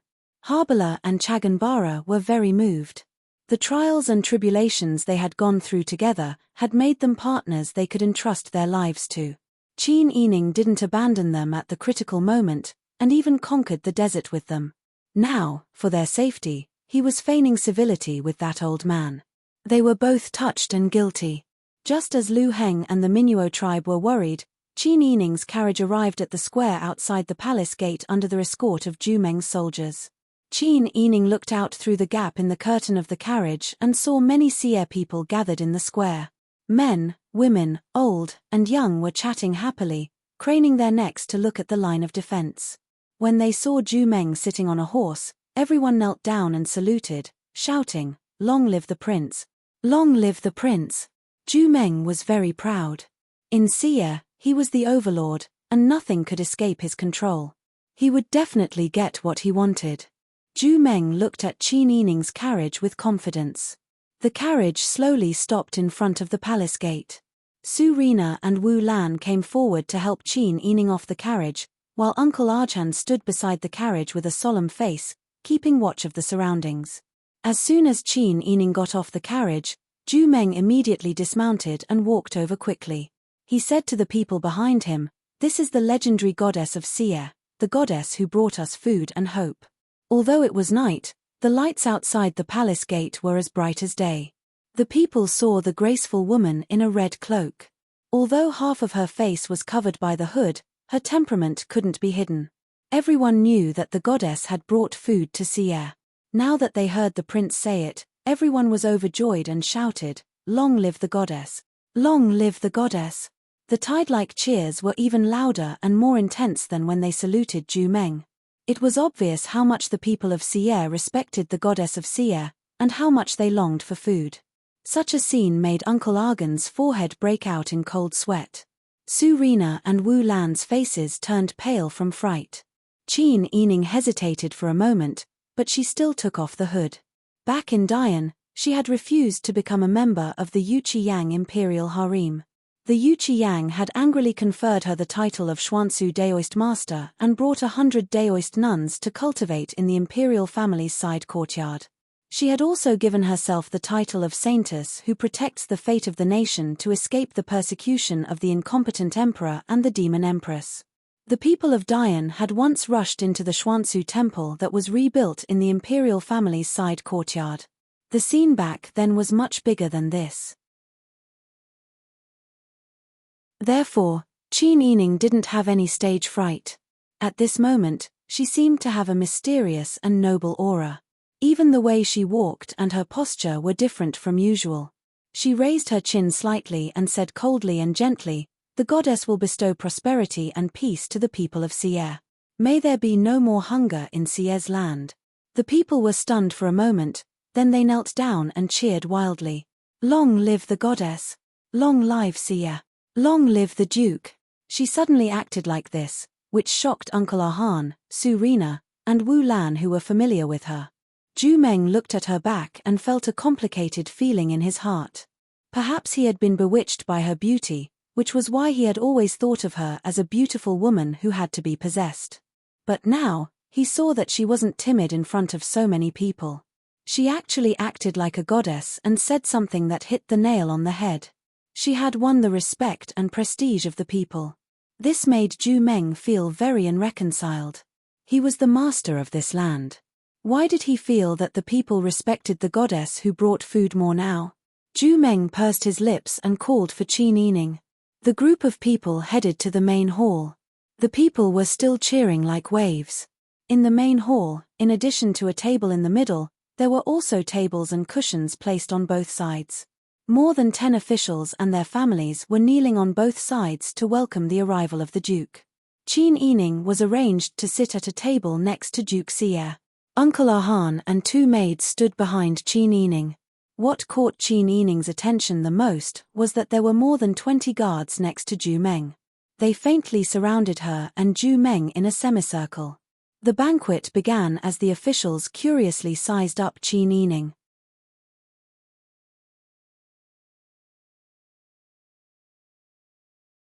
Chapter 541. After being repeatedly rejected, Ju Meng was very dissatisfied. The officials who were familiar with Ju Meng had already noticed that their king was on the verge of losing his temper. Ju Meng had always been a man of his word in Xie, especially when it came to women. None of the women in Xie would resist becoming his woman. However, Qin Yining had repeatedly made him suffer, which made him very angry. The originally gentle little Yi had also lost her patience because she had failed to coax Qin Yining. At this moment, Ju Meng was once again the domineering one who gave orders. "Since you don't want to drink wine, then don't. However, this king has invited you to tonight's banquet because he has something to tell you in front of all the officials." As soon as Ju Meng finished speaking, the hall fell silent. The officials' family members tactfully retreated, leaving only Ju Meng and a dozen other officials in the hall, as well as Qin Yining and the 3 people she had brought with her. The 20 or so soldiers that Ju Meng had brought with him were still holding onto the hilts of their swords, surrounding Qin Yining in a semicircle. There were even signs that they were about to attack. Qin Yining's bright eyes looked around and saw the situation clearly. She smiled and said, "Please speak, Your Highness." Ju Meng did not keep her in suspense and said bluntly, "Your arrival is indeed as described in the holy books of the CS sect, which is why everyone believes that you are a goddess who can bring food and harvest. This king does not deny this, but you and your clansmen were forced to step into the desert in the no-man's land for some reason. This is a fact that no intelligent person can refute. Don't you think so?" Qin Yining chuckled and said, "What does Your Highness want to say? Just say it." Ju Meng said, "All right, then this king will be frank with you. Our Seer clansmen have been here for more than 100 years. We have always been worried that the resources in this oasis are limited and that sooner or later, we will run out of resources. Thus, we have always been searching for a way out. We have not been able to find a way in these 100 years, let alone you who have just arrived. Thus, I will say something inappropriate. I am afraid that you and your clansmen will have to stay here for the rest of your life. Qin Yining's heart jumped violently. What Zhu Meng said was the truth. When she was forced into the no man's land by the Taitan, she already knew that she would not be able to get out. If he wanted to see his family again, it would probably be impossible in this lifetime. But even though he knew it in his heart, it was one thing to hear someone say it out loud. Qin Yining had been trying to numb herself for the past few days. Ever since she woke up from her coma, she forced herself not to let her imagination run wild.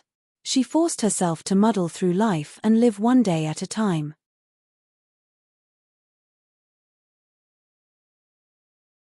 The best way for two people to fuse together is through marriage.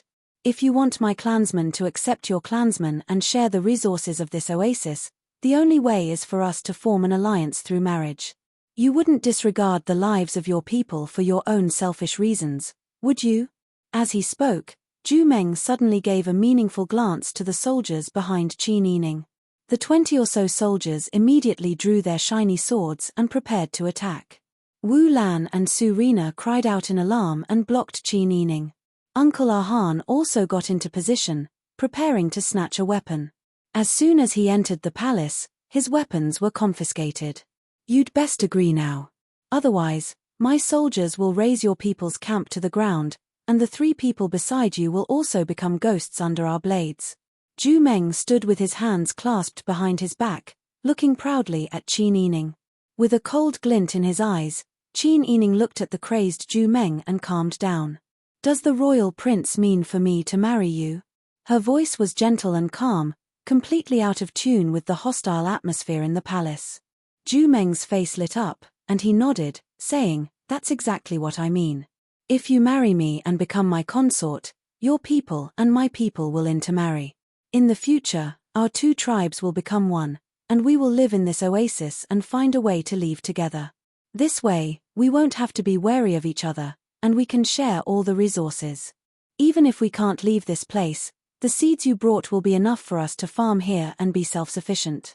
Isn't that good?" If Qin Yining wasn't married and didn't have Pang Xiao in his heart, this arrangement would indeed be able to maximize her benefits. In the past, she had always felt that marriage had always been decided by the parents. There were plenty of women who didn't know whether they were marrying a genius or a fool. If they were unlucky and married a hoodlum, they could only accept their bad luck. Thus, she didn't care who she married. But the problem was that her heart already belonged to someone else. If a good woman didn't serve a second husband, how could she marry someone else? Qin Yining didn't immediately answer. Instead, she asked, "The royal prince's words are reasonable. But you already have 4 concubines. Your Sunset Moon sect's holy scriptures say that the goddess will definitely become the royal prince's consort.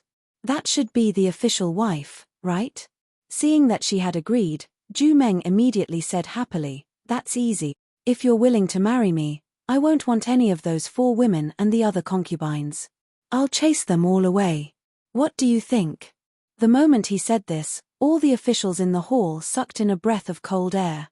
They didn't expect the royal prince to invest so much for a woman. He actually wanted to dismiss the imperial harem. Qin Yining looked at Zhu Meng's burning eyes, which were filled with desire, and felt goosebumps all over her body. She forced herself not to show her disgust. Seeing that Qin Yining was silent, Zhu Meng suddenly laughed coldly. "You can refuse. I'll tell you the truth. This king has already set up an ambush around your tribesman's campsite. He has also prepared a large amount of oil to burn everything. Otherwise, why do you think this king would arrange for them to be in the most remote area? It's fine if you agree. But if you don't, this king will immediately wipe out your tribesmen at all costs. I've never been bullied since I was born, so I'll definitely be able to get whatever I want. There's no need for me to repeatedly lower myself for a woman like you. I'd rather not have your provisions. I'd rather pretend that you've never appeared. At this point, Zhu Meng took a few steps forward and placed his hands on the table in front of Qin Yining. He leaned closer to her and said, "If you don't believe me, you can try." The soldiers behind Qin Yining once again thrust their swords forward, almost stabbing Wu Lan and Su Rina's bodies. Uncle Ahan was so anxious that his forehead was covered in cold sweat. He angrily said, "You've gone too far. I've never seen such a shameless person forcing a marriage. You better keep your mouth clean, all of your lives are in my hand." Uncle Ahan wanted to say something, but Qin Yining stopped him. She was calmly analyzing the current situation. Zhu Meng was a temperamental person, and his behavior was unreasonable and overbearing. It seemed that he was used to being pampered and had grown up with the wind and the current. This kind of person was the most self-centered. From their interactions over the past 2 days, it could be seen that he was the kind of person who was willful for a moment and didn't care about the overall situation.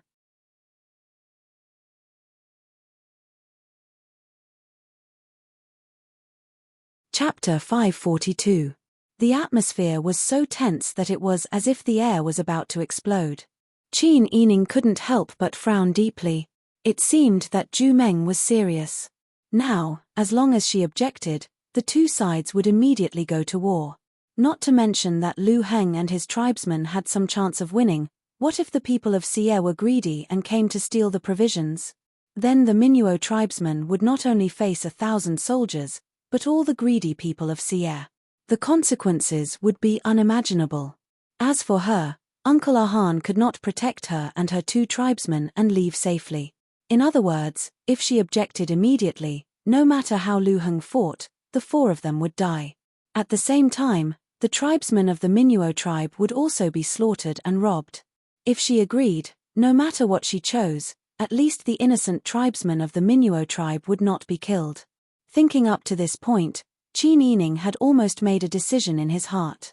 Now it seemed that what Zhu Meng wanted the most was not the provisions, but her. Could she sacrifice the lives of her tribesmen for her own selfish reasons? Qin Yining closed his eyes. When he opened them again, his expression was very firm. "I understand your meaning, my lord. But marriage is such a big matter. It's too difficult for me to make a decision immediately. You should give me some time to think about it." "What's there to think about? This king is the best choice." Zhu Meng was in a good mood because Qin Yining's words were equivalent to compromising. Seeing the beauty frowning slightly, Zhu Meng finally had some tenderness for the fairer sex. All right. This king will not force you to agree immediately.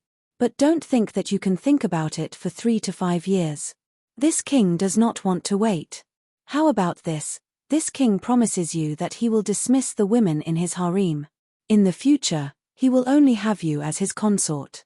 You also promise this king that you will give me an answer tomorrow morning. If you haven't thought it through by tomorrow morning, I will order people to attack your tribesmen. You don't want other people's lives to be harmed because of you, right? Qin Yining smiled at Zhu Meng. His eyes were filled with mockery and coldness. "Rest assured, my duke. This duke deserved to die." She didn't know when the banquet was cancelled. Zhu Meng led his subjects away confidently. The large hall was left to Qin Yining, Ahan, and the other 3. Qin Yining just sat there and analyzed the current situation over and over again in his mind. She wanted to use this time to think of a feasible solution. However, no matter how hard she racked her brain, she still couldn't think of a better countermeasure other than agreeing to Zhu Meng's request. Therefore, he had no choice but to agree. But how could she serve another man? Qin Yining stood up and stretched his tired body after sitting for a whole night. Behind him, Uncle Ahan immediately said, "Let's run away. I can protect you and escape." Qin Yining smiled and shook his head. "I can't run away. I can't implicate my innocent clansmen. Actually, there's nothing bad about marrying this prince. No. This man is tyrannical and sinister. He's not a good man." After interacting with him day and night, Uncle Ahan treated Qin Yining as his tribe leader and his own junior. How could he watch a beautiful girl marry a despicable person like Zhu Meng? "Uncle Ahan." We have no choice now. Once the war starts, the Minuo tribe will be destroyed. It wasn't easy for us to get here. How much effort did we put in to preserve the strength of our tribe? We can't let all our previous efforts go to waste. But you, I'm fine, Qin Yining smiled faintly. Doesn't he want to marry me? Then let him marry me. In any case, she was determined not to submit to another man. At worst, she would die together with Zhu Meng. Even if she died, the Minuo tribe would still be able to thrive on the land of Xie. She wouldn't feel sorry for them. By now, Qin Yining was already prepared to die. In any case, she had already given up her life. Ever since she followed the Minuo tribe into the no man's land, she had already given up on struggling. From then on, every day she lived was earned for nothing. Although she would never be able to see her parents and family again in this life, she would never be able to see Pang Xiao again. But she believed that even if she wasn't around, Pang Xiao would still help take care of her parents. And Pang Xiao was still young. She believed that as time passed, he would gradually forget about her. In the future, perhaps he would meet another good girl. They could live together and have children. When she thought of this, Qin Yining suddenly felt her eyes heat up. Her nose tingled and tears welled up. She gritted her teeth and closed her eyes, trying her best to hold back her tears. At this point, no one had forced her. She had walked to this step on her own. She didn't blame anyone, and she didn't regret it. It was enough for her to have the fate of being husband and wife with Pang Xiao. At least her life had never been ordinary. She had not lived in vain since she had come to this world. She had not let down her conscience since the beginning. Uncle Ahan looked at Qin Yining's stubborn back and clenched his fists so tightly that his fingers were about to break. In fact, no one was a fool. In the current situation, Qin Yining's marriage to Zhu Meng was indeed the best choice. But how could he not be moved when he saw this righteous girl sacrifice herself for the Minuo tribe? If I had known this would happen, I would have forced your aunt to take you away. Uncle Ahan thought of the girl who was as beautiful as Qin Yining but had amazing skills. He sighed and said, "Why didn't we listen to you back then?"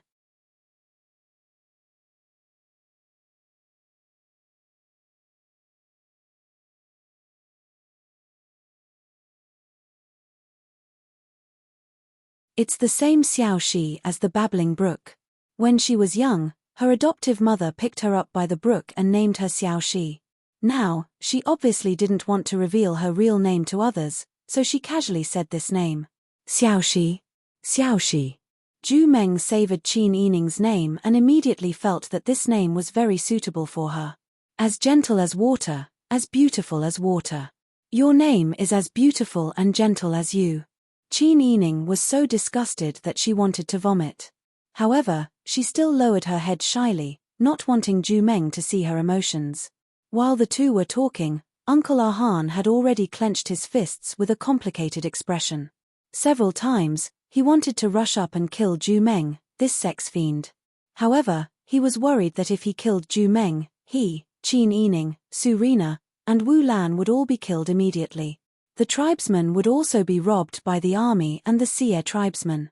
Qin Yining had sacrificed so much for the tribesmen of the Minuo tribe. Was he really going to destroy it because of his impulse? However, if he did nothing, Uncle Ahan really couldn't stand it anymore. How could he let such a pure and good girl like Qin Yining serve such a bastard? At this time, a maid came in with a brand new wedding dress and jewelry. Wang Yi, the maids are going to serve Miss Rong and dress her up. Wang Yi, please go and get ready. Seeing that it was getting late, the ceremony had already begun. Zhu Meng was in a very good mood because he was about to marry the beauty, so he was very tolerant of the maids. He immediately nodded with a smile and went to get dressed. Qin Yining gave Uncle Ahan a look, then said to the maid who came in with the clothes, "You can all leave.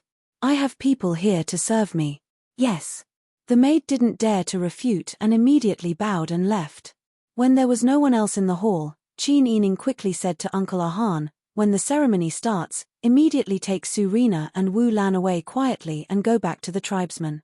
Uncle Ahan said anxiously, "What about you?" He was too anxious, so his voice was a bit loud. Qin Yining hurriedly put her slender index finger to her lips, then said in a low voice, "From now on, You have to advance and retreat together with Lu Heng and think of a way to protect the tribesmen. You don't have to worry about me. You. Uncle Ahan wasn't stupid.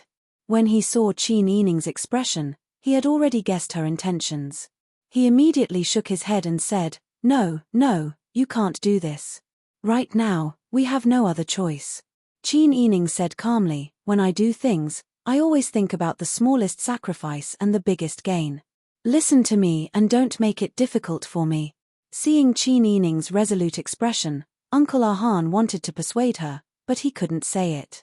Because he knew that Qin Yining was right. Right now, there really was no better way to solve the current situation. He also couldn't watch the other innocent tribesmen of the Minuo tribe lose their lives because of this matter. Uncle Ahan shook his head and fiercely despised himself in his heart. In the end, he was selfish.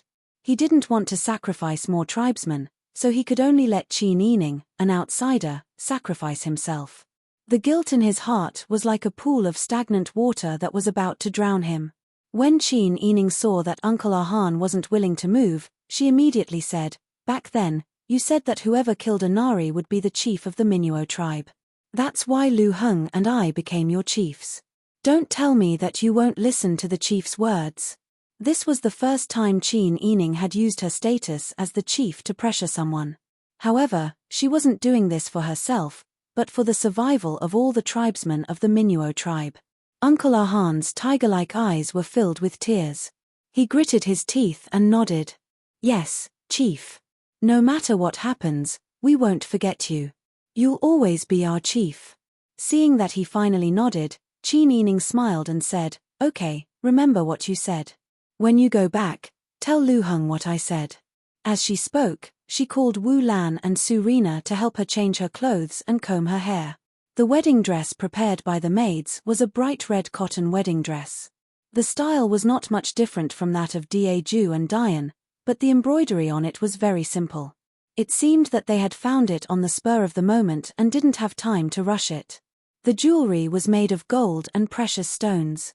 The craftsmanship was slightly rough, but the patterns on the totems showed some of the tribe's unique aura.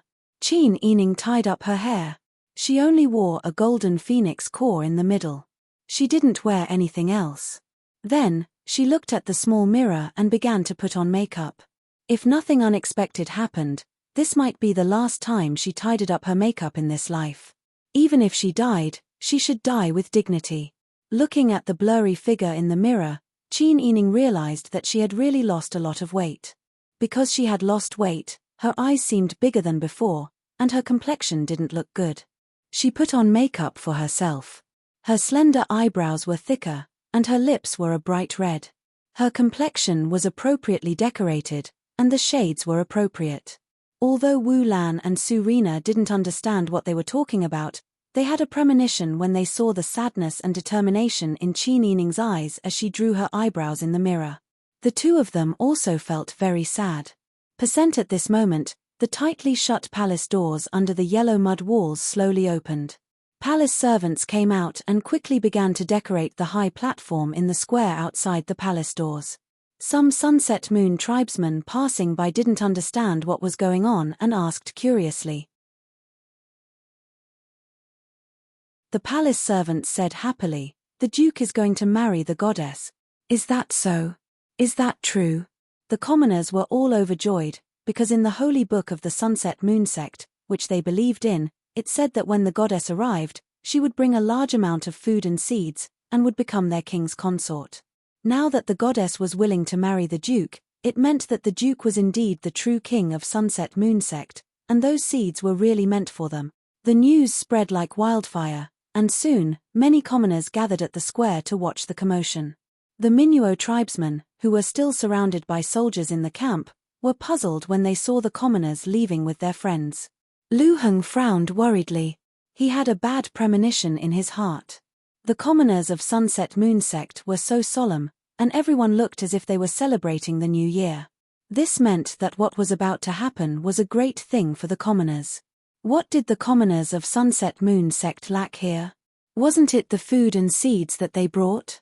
So many commoners were happy because they thought that they were going to get the seeds. Then what was it that allowed them to get these?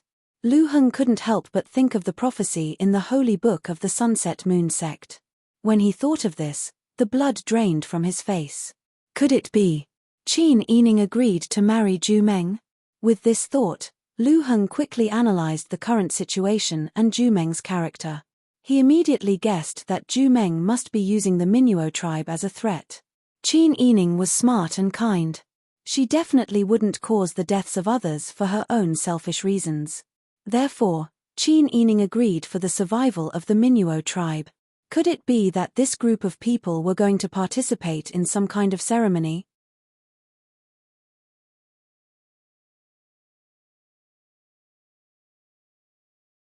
Chapter 544.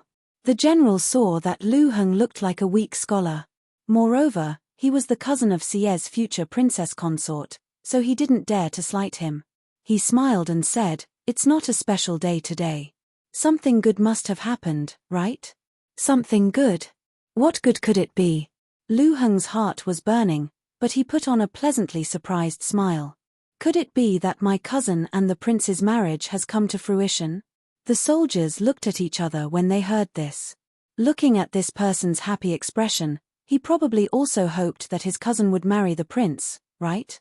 In the future, this person would be the prince's brother-in-law. When the soldiers thought of this, they lowered the weapons in their hands. The atmosphere was no longer as tense. "Won't they all be tribesmen in the future?" a soldier said with a smile.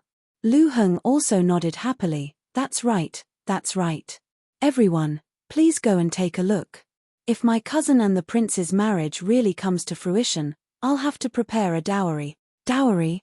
The soldiers couldn't help but stretch their necks to look at the supplies in the distance. There were so many seeds and food that they lacked. Who wouldn't want them? Perhaps if they did their job well, they might even be rewarded. The general immediately sent a lowly soldier to inquire about the situation. Not long after, the lowly soldier returned and said with a smile, "Aya, it's really a joyous occasion. The prince is going to marry Miss Chuang at noon today. The square is bustling with noise and excitement." Lu Heng's hands, which were hidden in his sleeves, clenched tightly. He didn't feel any pain even though his palms were bleeding. It was really like this. Qin Yining had sacrificed himself for the Minuo tribe. Once this was confirmed, Lu Heng could even guess what Qin Yining had arranged. That silly girl might not live past tonight. Lu Heng felt as if 10,000 arrows had pierced his heart. At this moment, he really wished that he had exceptional martial arts skills so that he could rush out of the encirclement and kidnap Qin Yining. He could escape with her. But they were surrounded by a desert. Even if they went in, they wouldn't be able to tell the direction back to Daeju. And the heavens wouldn't be so merciful as to give him good martial arts skills. Their group was destined to die in a foreign land. However, Qin Yining chose to sacrifice himself in the most desperate way to protect his people. Lu Heng felt an intense pain in his chest. His throat tasted salty and sweet at the same time. He coughed violently, unable to restrain himself, and vomited a mouthful of blood on the spot. "Aya, what happened to young master?" The tribesmen of the Minuo tribe also rushed forward to support Lu Heng. "What's wrong?" Harbala asked in Tatan. "Let's find Imperial Physician Wang." However, Lu Heng waved his hand. His deathly pale face was completely calm. He pulled out a handkerchief from his sleeve and calmly wiped away the blood at the corner of his lips. He smiled at the general and said, "It's fine. It's just an old illness." The general looked at Lu Heng suspiciously. However, he couldn't tell anything from Lu Heng's expression. Although he didn't dare to anger the future princess's cousin, he didn't dare to let his guard down either. Therefore, he didn't continue to talk to Lu Heng. Lu Heng looked towards the direction of the square. His expression was deathly still. Percent Qin Yining was escorted out of the palace gates by her maids, and when she stepped onto the plaza, the spectating Sunset Moon clan members erupted into cheers like a tidal wave. "Goddess! Princess! Goddess! Princess!" Zhu Meng, the Duke of Xie, stood on the stage. He wore a red robe and a golden crown on his head. He said in high spirits, Our seer is blessed by the heavens and blessed by the goddess. This king is the king chosen by the heavens. In addition, our people are simple and kind. After 100 years of sincere prayer, the goddess has finally brought food to the land of Seer. Now, she will become this king's princess. Good. Good. The crowd cheered excitedly. There were also many people in the front row who looked at the woman with the red veil who was being supported by the maids. Have you seen the goddess? I've seen the goddess. She's really beautiful. Just like what I imagined, she's even more beautiful than what the holy books said.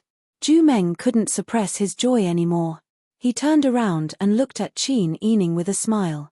The officials of Seer were also standing on both sides. They smiled as they watched Qin Yining step by step towards the stage. At this moment, the crowd's cheers had reached a limit. Qin Yining's eardrums were vibrating from the loud cheers. However, her heart was calm and cold. When she married Pang Xiao, she had a grand wedding. Was she going to marry someone else now? No, she wouldn't allow herself to serve two men. Her bright red lips couldn't help but purse tightly. Qin Yining's eyes were blocked by the red veil. Therefore, her hearing was exceptionally sharp. Suddenly, she heard the sound of horse hooves amidst the loud cheers. The sound came suddenly and seemed to be getting closer. Was it an illusion? Because she thought of Pang Xiao, she couldn't help but think of Pang Xiao's army. Qin Yining bitterly smiled. With the help of her maid, she was about to step onto the stage. At this moment, a strange change suddenly occurred. Qin Yining suddenly heard the crowd's cries and shouts. Before she could react, a slender arm grabbed her arm and threw her out. Qin Yining's body was suspended in the air. It was as if she had been thrown into the air by someone. Her red veil fluttered down and her red dress fluttered. Her eyes hadn't immediately adjusted to the bright and dazzling sunlight. She vaguely saw a familiar figure sitting on a black horse with open arms. Qin Yining was a bit dazed. Her body fell for an exceptionally long time. It was as if she was about to fall into an abyss. However, she fell into a warm embrace. That embrace was firm and strong. She could smell the familiar refreshing scent in the air. Sister Yi, I've finally found you. Warm lips landed on her forehead. Then, a firm arm wrapped around her waist and pulled her into a tight embrace. You. Qin Yining sat in front of Pang Xiao. She grabbed his upper arm and looked up at him. He had lost a lot of weight. His facial features were more defined. Under his straight eyebrows, his phoenix eyes were bloodshot. There was stubble on his chin. It was obvious that he was very tired. However, his eyes were especially bright. Her figure was reflected in his dark pupils. Their eyes met. Qin Yining's eyes were blurred by tears. It really was him.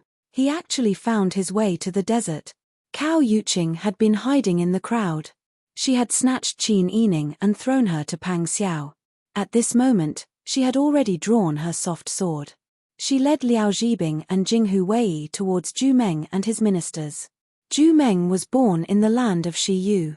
He had never experienced any hardships or wars in his life.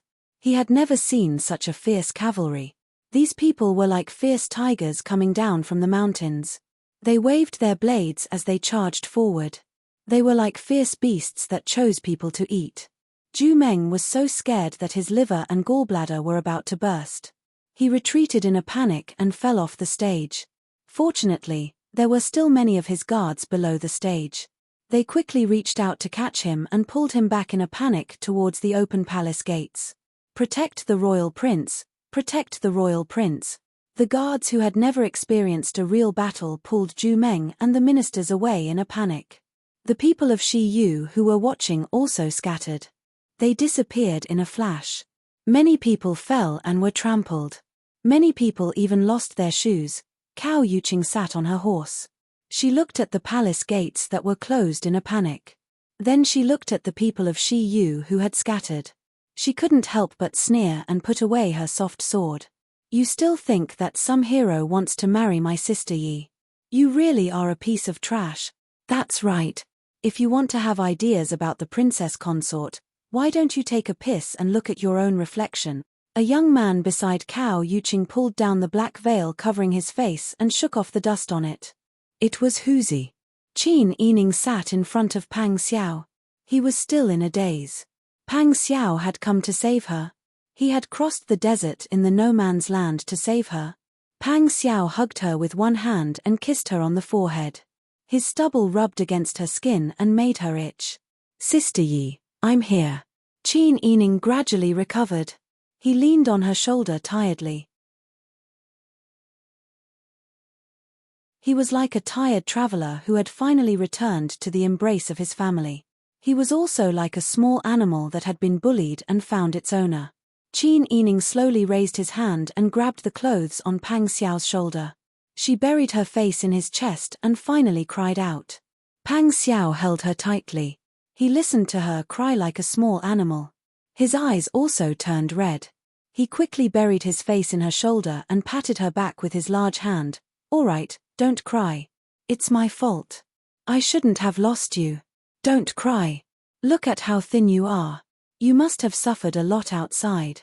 It's all my fault." When there was no one to rely on, Qin Yining could be stronger than anyone else. Even in the face of death, he would not shrink back. Because she knew what she should do, when it came to which step she should take, even if she was walking into the abyss, she would make a rational choice and walk the path she should take. But now, this man was in front of her.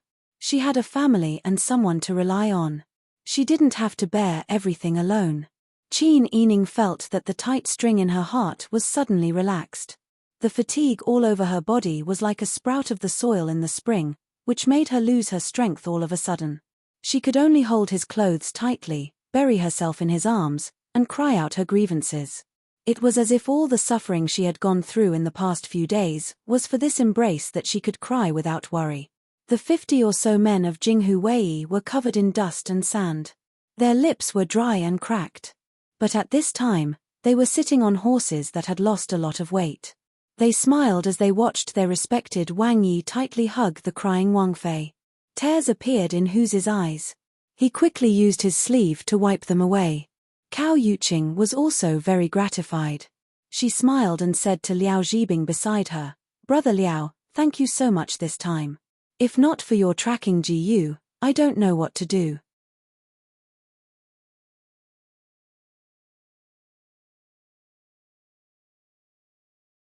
Chapter 545. Pang Xiao nodded. He wrapped his arm around Qin Yining's shoulder and raised his head to look at the palace wall made of mud. At this moment, Zhu Meng and a few other officials were looking down from the top of the wall. They suddenly met Pang Xiao's hawk-like gaze and shrank their necks in fright. Pang Xiao sneered, "A bunch of scoundrels." Zhu Meng, who was on the wall, also felt that his actions were too embarrassing. He immediately straightened his expression and stood at the edge of the palace wall with his hands behind his back. He said in a deep voice, "Who are you? Why did you suddenly come to this king's territory and kidnap this king's fiancée?" The joy of reuniting with Qin Yining had not yet faded. Zhu Meng's words made Pang Xiao furious. Who could endure the hatred of having one's wife stolen? Pang Xiao was too lazy to talk nonsense with Zhu Meng. He casually drew his bow and shot an arrow at Zhu Meng. His movements were too fast and no one could react in time. The sound of the arrow piercing through the air exploded in their ears. Zhu Meng was so scared that his face turned pale and he hurriedly ducked. That arrow pierced through the golden crown on Zhu Meng's head and caused him to stagger back and fall to the ground. The sharp tip of the arrow pierced deeply into the mud wall behind Zhu Meng and nailed him to the ground. Royal Prince, are you all right?" The officials beside him were scared silly. They hurriedly rushed over to pull out the arrow and help him up. Zhu Meng was still in a daze. He reached out to touch the top of his head. His crown had been pierced through and many strands of hair on the top of his head had been cut off. Now, his hair was in a mess and many strands of hair had fallen down. Zhu Meng thought of the man's sharp eyes and the fierce arrow. If he had not dodged quickly, his head would have been blown off. A chill ran down his spine. Zhu Meng's legs trembled and he felt a wet and warm sensation in his pants. He actually peed. Pang Xiao was too lazy to pay attention to Zhu Meng. He did not kill him because he did not want to rashly break the balance and arouse the hatred of the people here. He lowered his head and kissed Qin Yining's forehead without hesitation. He said with a smile, "Sister Yi, is there a place where we can rest temporarily?" Qin Yining had stopped crying, but she had a headache from crying too much. After being kissed by Pang Xiao in public, her face turned red. She coughed to cover her embarrassment. The Minuo tribe that came with me is located in a remote place in the southeast. However, in order to control the Nuo tribe, Duke Shiyu sent some soldiers outside. From what I heard from Duke Shiyu, it seems to be about 400 to 500 men. Of this level of strength of them, there is no need to be afraid of them. This is a paradise. They look like they have not seen outsiders for a long time and have not fought in a war. They will be afraid if we teach them a lesson. Qin Yining nodded. She looked around and saw Uncle Ahan, Su Rina, and Wu Lan. "Your Highness, that's Uncle Ahan. He's the best speaker of the great Ju dialect in the Minuo tribe. It's all thanks to them that I've taken care of me all this time. When I fell unconscious in the desert, they didn't give up on me and brought me here for treatment." Pang Xiao's heart ached when he heard this. When he looked at Uncle Ahan and the others again, he was full of gratitude. He patted Qin Yining's shoulder and dismounted. He walked quickly to Uncle Ahan and bowed deeply. "Uncle Ahan, thank you for saving my wife." Uncle Ahan had sighed in his heart when Qin Yining buried her head in Pang Xiao's arms and cried. "It seems that Qin Yining's husband is here. Young Master Lu has no hope."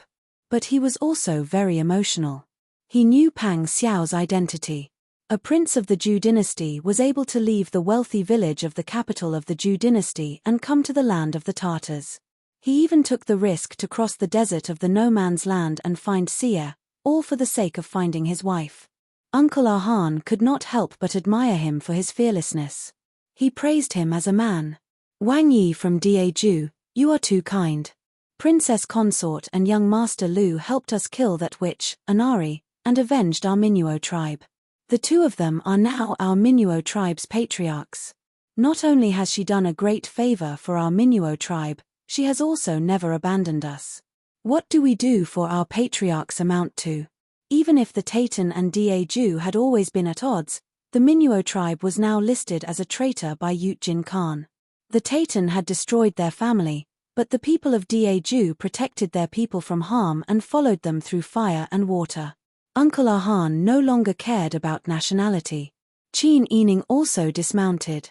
She held Cao Yuqing's arm and looked at Liao Zhibing with a smile. She already understood everything. Aunt Cao is too smart. She actually thought of using the tracking GU. Cao Yuqing helplessly pushed Qin Yining's forehead. "You silly girl, you are so stubborn. What can I do if you insist on staying?" I could only discuss it with Mr. Liao. He had planted a tracking GU on young Master Lu, so you must be traveling with him. You entered the desert in the no man's land. Only Mr. Liao can find out which direction you went. So I thought of going to the capital to ask your father for help. But it was a coincidence. We had just entered Daju's territory when we met Wang Yi and Jinghu Wei looking for you. So we made some preparations and rushed into the desert. Qin Yining nodded. She was very grateful to Liao Zhibing. She also felt a little guilty about Mrs. Liao being thrown into the desert by Sai Qin. "Thank you, Mr. Liao." Qin Yining thanked Liao Zhibing solemnly. Liao Zhibing quickly moved to the side, not accepting Qin Yining's bow. "Alliance leader, you don't have to be so polite." Uncle Ahan was a straightforward man. Pang Xiao was also used to rolling around in the army, so he had a way of interacting with these men. At this time, they were already admiring each other. Uncle Ahan said, "Let's go, we will kill our way into the camp." Pang Xiao smiled and nodded. "Very good. We have been in the desert for a long time, so our bones are a little loose. Brothers, let's go and exercise." "Yes." The Jinghu Wei were imposing and immediately shouted. Pang Xiao jumped onto his horse and smiled as he extended his hand to Qin Yining. Qin Yining smiled and extended his hand without hesitation. Pang Xiao exerted a little force, and Qin Yining jumped onto the horse's back and sat sideways in front of him. Together, they galloped towards the southeast. Wherever the horses galloped, a cloud of dust would rise from the ground. The people of the Minuo tribe were all hiding in their houses, shivering. When they peeked out from their windows and doors, they saw a group of men in black riding on horses. Every one of them looked so ferocious. Their hearts were filled with fear, and no one dared to come out.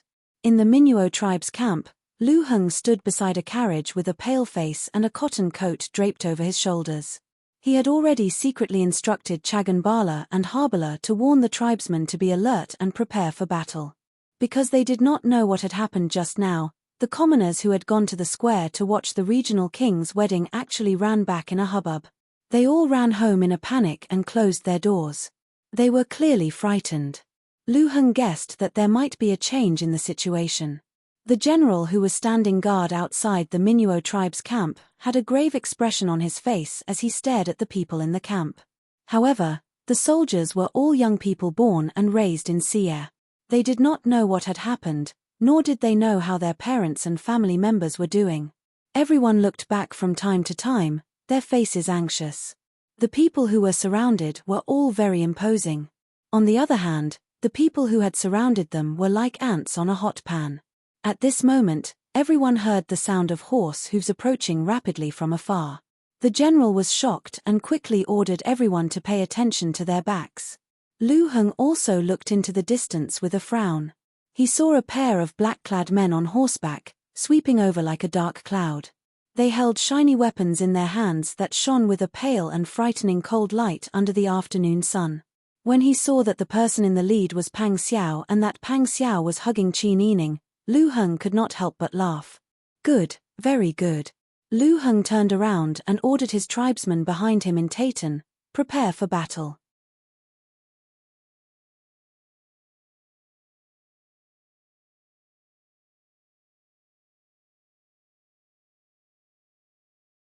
Chapter 546. However, Lu Heng still felt gratified that Pang Xiao was able to come to Qin Yining. Because she did not entrust herself to the wrong person. Pang Xiao was a true man, and he was deeply in love with Qin Yining. Ordinary people might not know the inside story of the court, but Lu Heng had been in the Lu family for many years, so he was very clear about the complicated relationship between these nobles and the court. Presumably, Pang Xiao was able to come to Taitan and pass through the no man's land to find Qin Yining. He must have experienced a lot of hardships and was under a lot of pressure. Perhaps he had even taken the initiative to hand over some information. At least when he left the capital, his family was exposed to danger. Not to mention that he had left the country with dozens of brothers, entered Taitan, which was full of enemies, and risked his life to enter the desert to find Qin Yining. One had to know that the terrain in the no man's land changed rapidly, and there were often sandstorms. It could be said that danger lurked everywhere. It was very likely that he would die on the road before he could find Qin Yining. Pang Xiao was able to overcome all difficulties and rescue Qin Yining at the critical moment. This was enough to prove that he was deeply in love with Qin Yining. To be able to receive such sincere love from a person, Lu Heng was happy for Qin Yining. However, when he thought that if Pang Xiao did not come in time, Qin Yining might die today, Lu Heng felt a burst of fear. Why did you agree to Duke Xie's rude request? Lu Heng did not answer Qin Yining's question.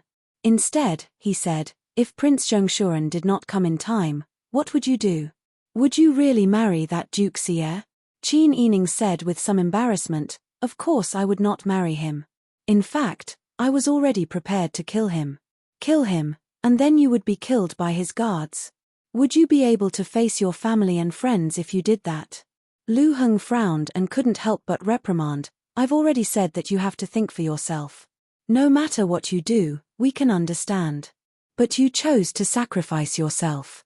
Do you think that if you really sacrifice yourself, the people of the Minuo tribe will be able to live in peace? Qin Yining was at a loss after being reprimanded, but when she saw Lu Heng's pale face and Uncle Ahan's tearful face, she sighed and said, I'm sorry, I just wanted more people to live. I didn't think too much about it. Because you feel that you may never see your family again in this life, you're willing to risk everything. You feel that it doesn't matter even if you die, right? Lu Heng's question was extremely sharp, and his attitude was aggressive. These words really poked at Qin Yining's thoughts, but being asked in front of Pang Xiao and his subordinates, Qin Yining felt very embarrassed. She was not a person who was good at expressing herself. She would never talk about love, and it was even more impossible for her to directly confess to Pang Xiao. Now that Pang Xiao heard that she decided to die because she felt that it was impossible for her to return to Daeju, she felt very embarrassed.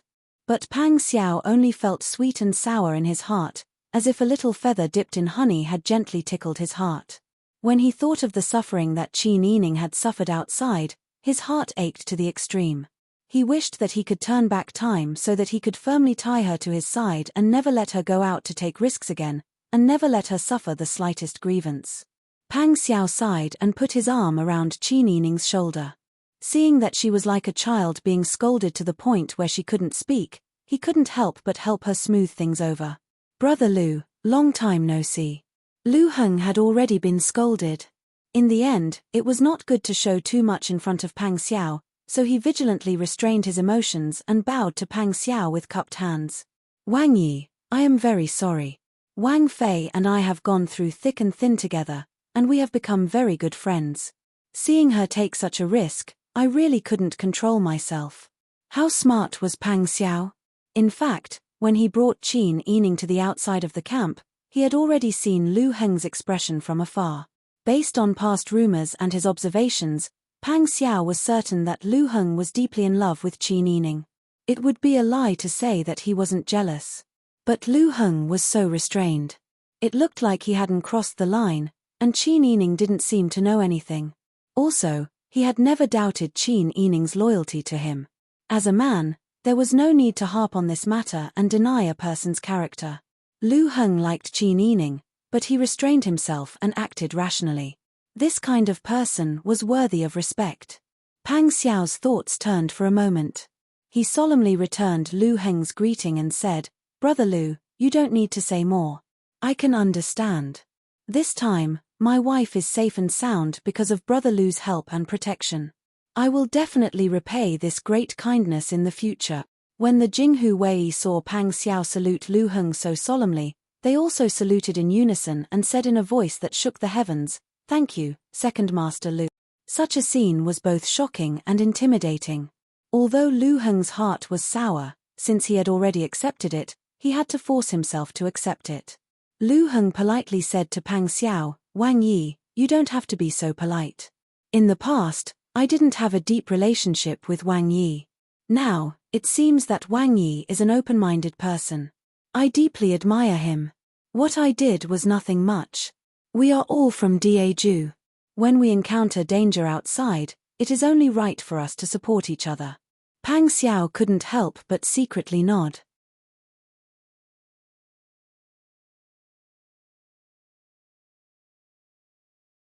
At that time, I already wanted to kill Li Chitian. Qin Yining buried her face in his chest. She was so choked with sobs that she couldn't speak. Pang Xiao kissed the top of her head again and again. Fortunately, you're still alive. Fortunately, you're still alive. When I came out with my men and met bodyguard Cao at the border, I heard from him that you were still alive. I was so happy that I almost went crazy. Bodyguard Cao happened to have a brother from the Qingtian Alliance who knew how to use the Jiu poison insect, so we followed him into the desert.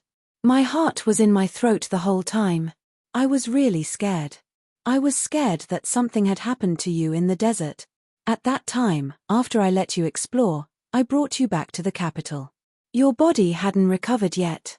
After you were caught and had a Tatan tattoo, you wandered from place to place and suffered all kinds of pain. I was scared that you would get sick, scared that people would bully you. Sister Yi, I will never let you go again. Regardless of life or death, we have to be together. At the very least, we have to be together in life and death. Pang Xiao was like a drowning person hugging a piece of driftwood. He couldn't stop nagging, pouring out his feelings and thoughts during this period of time. Qin Yining stretched out her arms and tightly hugged Pang Xiao's thin waist. She nodded vigorously. Me too, me too. This time, I really thought that I would never see you again. That Duke Shiyu said that I was the goddess recorded in the Holy Book of Shiyu sect. He said that according to the legend in the Holy Book, the goddess would become his princess consort.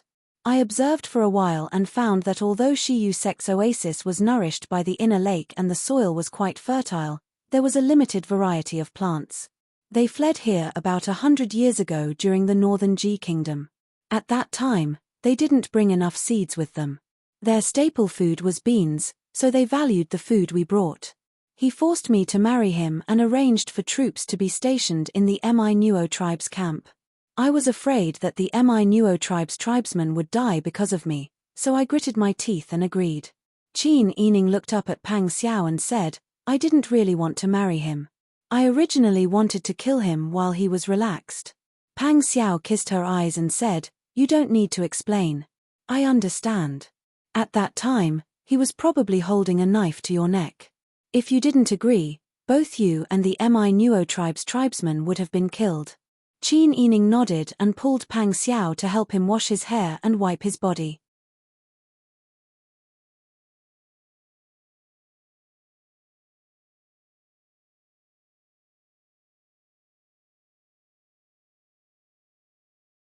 Your family's old madam caused trouble several times. She even wanted to give your 8th sister to me as a concubine. I rejected her on the spot. If mother-in-law knew about this, she might make a big fuss with old madam. Thinking about his family's situation, Qin Yining felt a little melancholy and worry. However, because his father was a clear-headed person, Qin Yining was not worried. His father was resourceful. If he wanted to protect his mother and family, he should be able to do it. However, when Pang Xiao mentioned Ji Zheyu, Prince Consort Ji is very loyal to you. That's right. After Pang Xiao finished shaving and tidying up, he rolled up his sleeves and walked to the wooden tub. He pulled Qin Yining aside. Don't wash it. Be careful not to hurt your hands. His large hands were slender and strong. It was easy for him to wash the clothes. When Qin Yining saw this, he did not fight with him for the job. He sat down and cupped his face. Do you trust Prince Consort Ji? Pang Xiao didn't even raise his head as he said, I believe you. Don't worry, I'm very good at judging people. Sometimes we fight, oppose each other, and even do some calculations that won't hurt each other. Those are just appearances, we have a tacit understanding in our hearts. When it comes to important matters, I trust him. Qin Yining nodded when she heard that. She naturally trusted Pang Xiao's judgment. However, what she did not say was that although Ji Ziyu was loyal to Pang Xiao, he was full of hostility towards her. She could tell that Ji Ziyu did not like her very much. He also did not agree with Pang Xiao marrying her. However, there was no need to say this out loud. It would cause animosity between Pang Xiao and his friend. Not long after, the clothes were washed. Pang Xiao found a place to dry them casually. She held a basin in one hand and a bucket in the other. She asked Qin Yining to help her lift the curtain and go out to pour some water. Qin Yining wanted to help but could not. He watched as Pang Xiao easily carried the basin and bucket away. He could not help but laugh. At this time, smoke was rising from the campsite. Lu Heng came over with a smile. I've already cooked some porridge. However, there are only some pickled vegetables and bean paste that the Yu clan sent over the day before. There are no other dishes. Pang Xiao laughed heartily. This is already very good. It's much better than gnawing on hard pancakes in the desert. The Jinghu Wei people had also been reorganized. At this time, they were all refreshed. When they heard Pang Xiao's words, they all laughed. Huzi was even more lively. He laughed and said, Isn't that right? Those pancakes were so hard that my teeth could pop out. After coming out of the desert, I wanted to eat some soup and water. It's just right for porridge. Lu Heng gestured for everyone to sit down beside the steaming hot iron pot. She gave each of them a coarse ceramic bowl filled with soft and fragrant brown rice porridge. Then, she carried the bowl of pickles around and gave each of them some pickles and some bean paste. More than 50 men held the ceramic bowls and ate in full swing. Pang Xiao ate 2 big bowls in one go and asked for water to rinse her mouth. Qin Yining formally introduced Uncle Arhan, Harbala, and Chagan Bala to Pang Xiao. At that time, if Harbala and Chagan Bala hadn't helped us hide, I'm afraid we would have been captured. Also, it was thanks to the Minuo tribe that I was able to recover from my injuries. Otherwise, I don't know if I could have survived.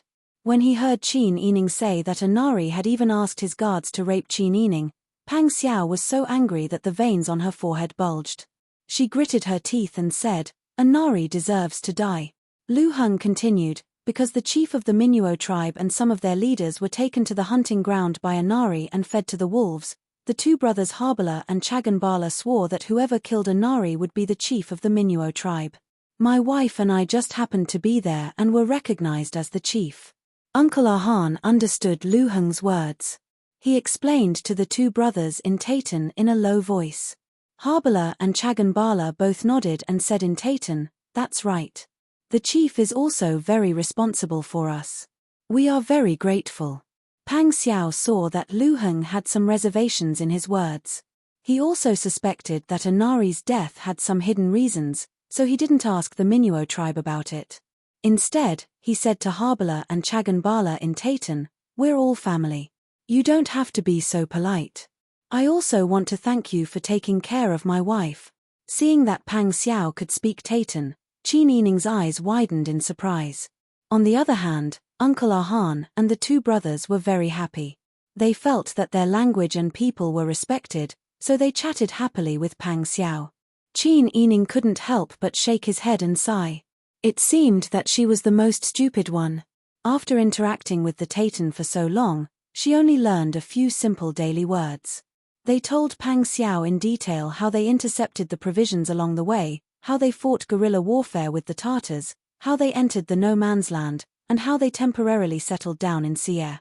They also emphasized the local customs of Sierre and the situation of Sierre County's Prince Sierre. Pang Xiao listened carefully. In the end, he frowned and said, "This matter is a bit difficult. Although these people are not strong in battle, their thirst for food is extremely great. If our people only fight with Shiyu's soldiers, then victory is in our grasp.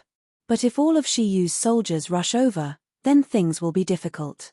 So for now, we'd better avoid fighting with them. We can't make Shiyu's people our enemy." Lu Heng nodded in agreement. Wang Yi said so.